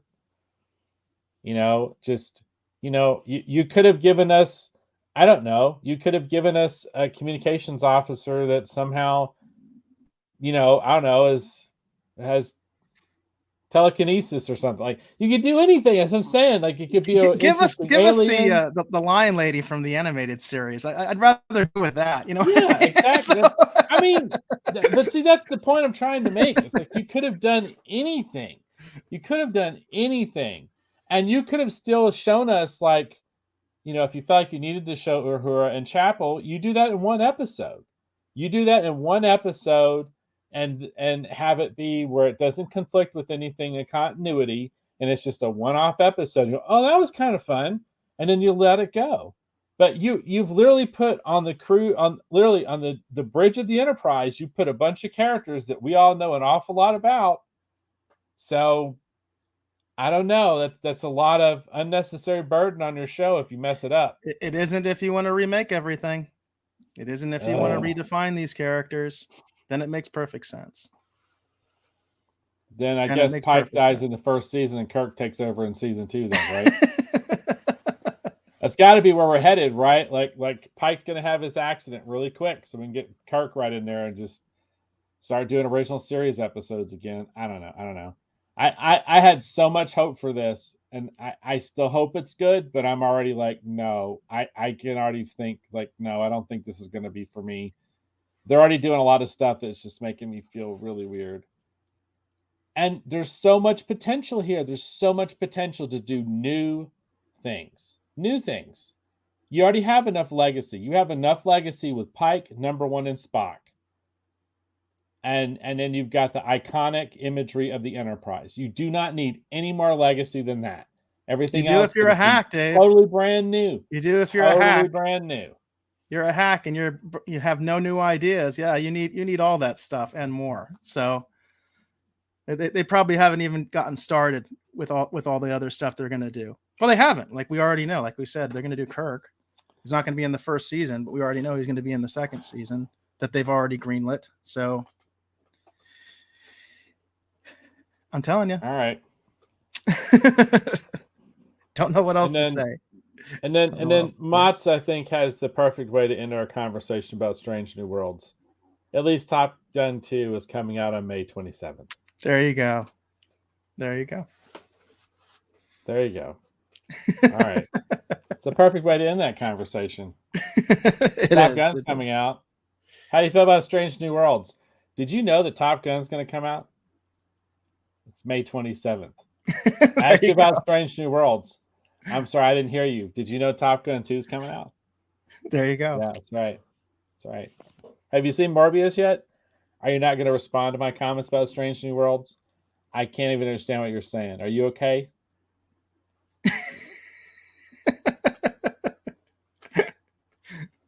Sonic 2 is coming out too. Like, have you heard about Sonic 2?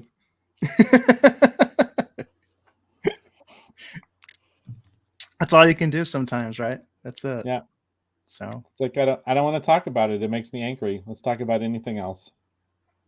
Well, speaking of talking about anything else, let's go into our last topic for tonight. Okay. We haven't been doing a lot of streaming wars stuff for a while. So we're going to do some stuff that has definite implications in the streaming wars. So for those folks that aren't aware, we did talk about this previously on a previous episode a while back when this was first announced. So AT&T, little background, AT&T owns Time Warner. And apparently that has not gone well for AT&T. And they want to get rid of Time Warner. Now, originally, the way that this was kind of marketed, and we talked about this previously, Dave, we talked about this in a previous episode. Basically, what they were doing was they were going to merge Time Warner with Discovery. And in sort of an interesting move, like full disclosure, I actually own AT&T stock. So they're doing an interesting thing where basically, once this goes through, which they're saying this is going to go through tomorrow, they're saying they're anticipating that on Friday, officially this will go through. Warner Brothers Discovery will be its own company, and that's apparently what they're going to call it, Warner Brothers Discovery. And it was interesting the way that they marketed it and everything, because the idea is that this is going to be an independent company, but at the same time, stockholders of AT&T are going to have stock options, and so are stockholders of Discovery as far as this new company. And it's kind of interesting the way they're doing it, because basically you're going to have a choice about like AT&T stock and the new Warner Brothers Discovery stock. It's kind of interesting what's going on behind the scenes.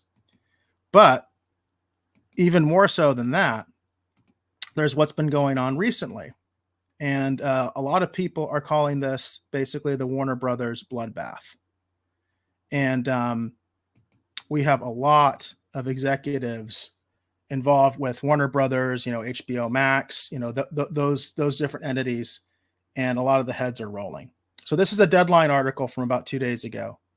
And it says HBO Max head Andy Forssell is out ahead of Discovery merger.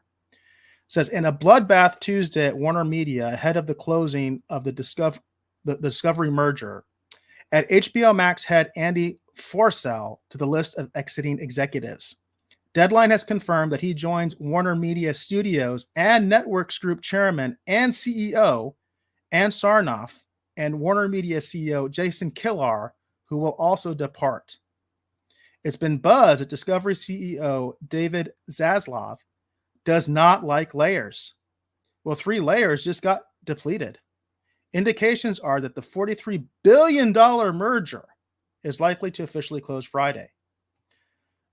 J.B. Perrett, president and CEO of Discovery Streaming International, had been widely speculated to be taking over the newly merged company's combined direct-to-consumer streaming operation even before Forsell's exit became official.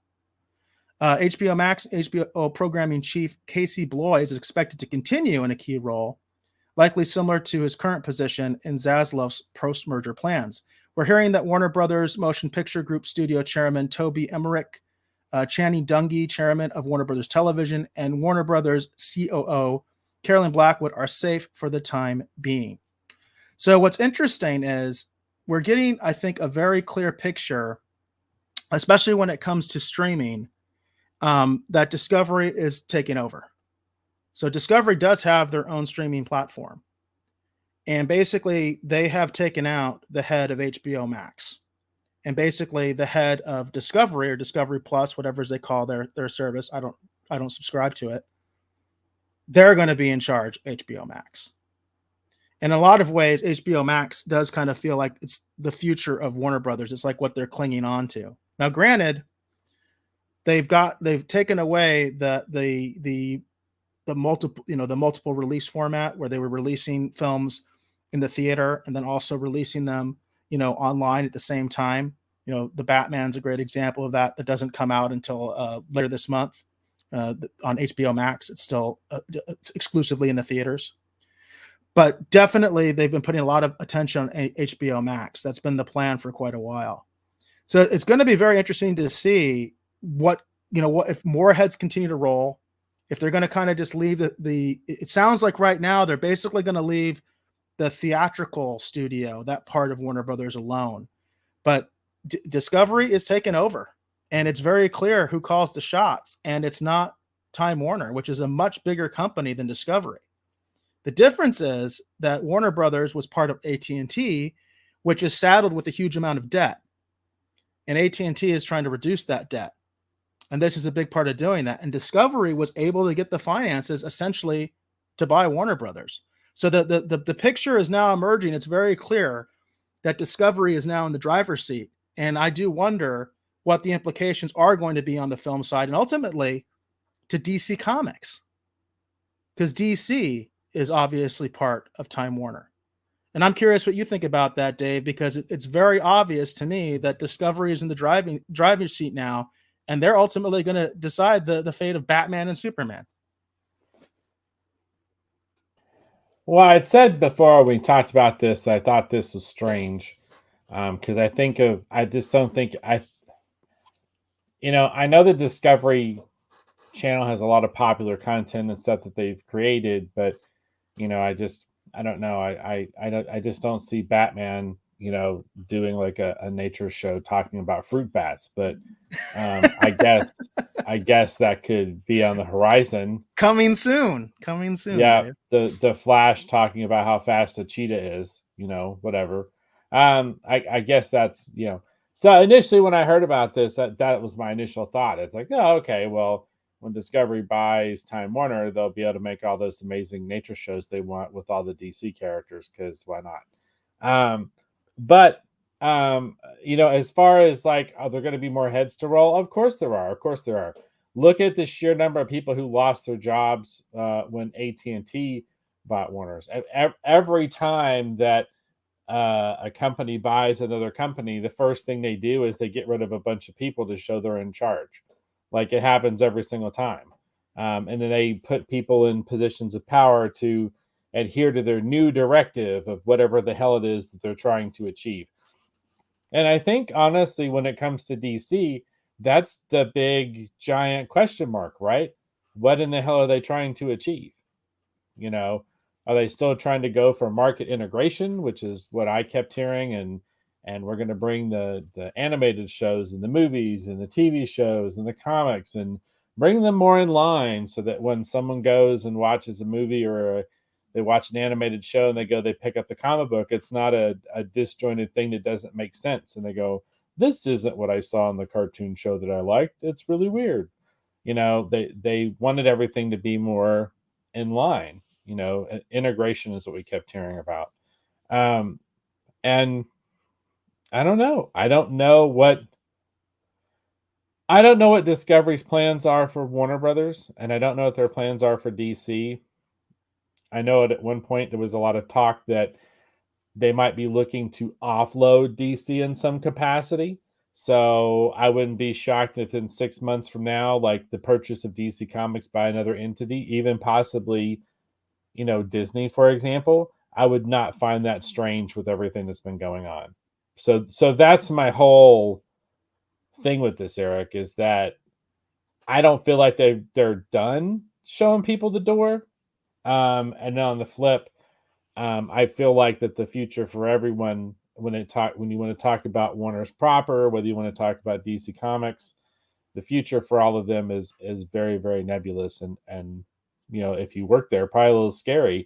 And it's funny too, because in the midst of this, we see the Batman movie making really good money and proving yet again that the DC Comics characters and library does have value. If you also proving that the theatrical model has value. Oh yeah, for sure. So that's what I'm saying. It's weird. It's like, are there crazy big bold moves that they could make, that the Discovery could make with their, acquisition of these different sub companies or companies or whatever? It's like, yeah, there is. What are they actually going to do? I don't know. I feel like showing people the door is step one, though. Who knows what step two is? Well, it seems pretty evident that on the Discovery side, they feel very confident that their streaming model is going to work better than what they were doing at HBO Max, and that's what a lot of the buzz is. I have like a couple other like headlines that I just have. I don't have the whole articles, but I read them beforehand. And this one was from Yahoo Finance. It said, "Why Warner Brothers Discovery merger is the most exciting story in streaming, analyst." And what was interesting about that article was that they were talking about this idea that basically, as far from like an investor standpoint, subscription growth is not the big thing anymore. We talk about that a lot on our show. We talked about the fact that a while ago, we actually were featuring the fact that for the first time, Disney Plus had actually beaten Netflix in terms of a quarter. In other words, they don't have overall more subscribers, but they actually had more growth during a quarter than Netflix did, and that was a huge thing. And that has all to do with subscriptions. But that article that I was showing, this Yahoo Finance article, what they were trying to say was that a lot of people now, as from a finance standpoint, from an investment standpoint, they actually don't care about subscriber growth anymore. And it's not in the article, but I've pointed out that Netflix is riddled with debt. Okay. And Warner Brothers was riddled with debt because they were part of AT&T. So now what these people are looking at is, how about you guys make a real profit? And what they're saying is Discovery's been doing that. One of the reasons Discovery was able to make this deal was that they actually had cash. And they were able to get the financing to make this deal happen. And a lot of these other companies, they're incredibly riddled with debt. And they're really not, and they're not profitable. So what they're trying to say is that the streaming wars, it's that the dynamic is starting to change, especially from the aspect of people that invest in these companies, where they're starting to say, I don't really care about your subscriber growth anymore, because I want to see you make a profit. I want to see you make some money. And what's interesting about Discovery is, like, Discovery in my mind is sort of more of like it's a little bit more specialized, right, than these bigger mainstream streaming platforms. Certainly I don't have it. And I don't think I would ever really have an interest in really doing it. But then you look at Disney, for instance, and they have like National Geographic, right? Which is something that I think would be kind of like in the same wheelhouse as Discovery. Well, now HBO Max is going to have that, right? So that's what they're trying to do, is they're trying to integrate all this stuff together. And ultimately, they want to see if they can make these systems actually profitable instead of in perpetual debt, like even Netflix is. Well, it'll be interesting to see what they can or cannot pull off, I guess, as time unfolds. So it's definitely a different point of philosophy than what I was espousing. So, yeah, and I don't know if people and that's the big thing also, in terms of, I think, what a lot of folks, like us that are fans, especially fans of the comic book characters, you have to wonder where exactly do they fit in, right, in the Discovery people's mind, because they're in charge now. It's pretty evident. But from this article, it sounds like they're not going to fool around with the theatrical side. So, Batman, as far as on the theatrical side, and I would say any other project they're working on, I think are pretty secure in going forward to some extent or another, because it doesn't seem like they're fooling around with them that much. And then I haven't heard anything about DC. And of course, that's one of those things where who knows what the leadership of Discovery even knows or thinks about DC, as far as what do we do with that? I know from one, they've got to understand, I think, all the IP they have, all that incredibly valuable, intellectual property that they have. And that's got to be something that they're aware of, because just your average person on the street knows who Superman is. They know who Batman is. They know who Wonder Woman is. But do they want to do comics anymore? That's always been a big question. We talk about that with Disney sometimes. Does Disney want to still do comics? We've seen indications where maybe they don't, right? They're already making Star Wars comics with IDW, and they're going to be making them with Dark Horse again, right? So that's a big question too, is are they going to continue that model, or are they going to start licensing everything out? We just haven't really heard anything yet. And it'll be interesting. I think it's going to take a while before it kind of filters down to DC and heads start to maybe roll there or something happens, Yeah, I think it will take time before we really know, and it probably will filter down like as a little bit of a trickle at a time, and little bits and hints of this and hints of that, and okay, maybe they're going to do this, because they definitely want to control the narrative. But the whole thing with this is that, for me, I don't know. It's just frustrating because I feel like that. Well, I shouldn't say frustrated. We don't know what they're going to do. Before I talk too far out of turn, we really have no idea what they're going to do. So, the more I think about it, this is definitely kind of a wait and see. It could be good. I don't think it's initially going to be good, but who knows? I mean, if they decide to break up some of the assets and offload parts of the company or whatever, as far as DC is concerned, maybe somehow it'll wind up in the hands of a company that understands what, it means to have these characters and do some fun things with them. Who knows? Time will tell, I guess. Time will tell. Yeah, but in the meantime, we do know that the future of HBO Max is definitely in Discovery's hands, and they are definitely in the driver's seat. So it'll be interesting to see what they do, and see ultimately if their model is going to work. For some reason, I see that scene in Dark Knight Rises where the guy is confronting Bane, and Bane tells him, your power and your money have been useful until now. You feel this gives you power over me? And then Bane crushes the guy's face. I feel like that's Warner's and Discovery right now. Well, the funny thing is remember, Discovery is a smaller company. It's one of those rare examples where a smaller company has taken over a bigger company. So. Well, that's like, Daggett was like a controlling board member of Wayne Enterprises, and he's the one who had all the money and the resources. Bane was running some guerrilla militia military group down in the sewers, and he was tough talking him, and Bane's, basically crushed his skull. I feel like that's an apropos description of what's happening. That's what Discovery has done to Warner Brothers. It's exactly what's happening. Exactly it. No, you've hit the nail right on the head. It's just interesting to see, and it's just interesting to see how stuff like that happens, So yeah, to quote Discovery, I am necessary evil. There you go. There you go. There you go. I am necessary evil. All right, very cool. Do we have any comments from the Rogues Gallery? Anything else we want to cover? No, I think we're good. We're at 2 hours and we started late, which, by the way, I do apologize, folks, for anybody that we did have some technical difficulties. That is why we started a little bit late today, but we did want to make sure we got the show on. So we appreciate those of you that came by and checked us out. Definitely. Thank you. All right, so we're going to go ahead and go to the outro. I want to thank you for watching this episode of Retro Rogues Live. Again, my name is Dave Beatty. I've been one of your hosts. If you're curious to learn more about me, see what occupies a lot of my time, you can definitely go over to davebeatty.com and check out and see what's happening over there. It's www.davebeatty.com. Lots of fun things over there. Links to the YouTube episodes if for some reason you haven't visited the YouTube. But in addition to that, too, also we have the Retro Rogues fanzine, e-zine, free download for you. Lots of fun stuff still in there to check out and enjoy. But definitely consider that a fun thing that you could do this weekend if you wanted. But enough about that. I want to thank, as always, my great co-host, Mr. Eric Alexander. Eric, please tell the folks watching at home where they can learn more about you on the interwebs.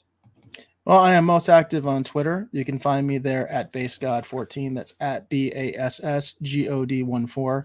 That's also the official Twitch. That's also the official YouTube. So if you comment on any of those platforms, more likely than not, you'll be hearing from me.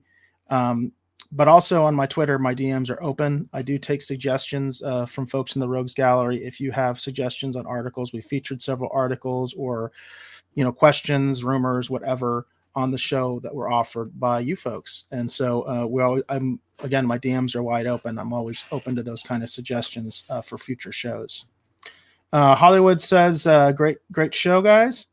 Bye, everyone. Thank you, Hollywood, for tuning in as you normally do. We really appreciate that. Mott's also says, good night, everyone. And Lynn says some of us old folks are up way past our bedtimes. Again, we apologize about the starting time. We do appreciate that you stayed with us. And AZ Comic Stash, aka Mott's, also says good night, everyone. And Jane says, just glad you went ahead with your show. Great show. And with that, we'll leave Jane with the last word.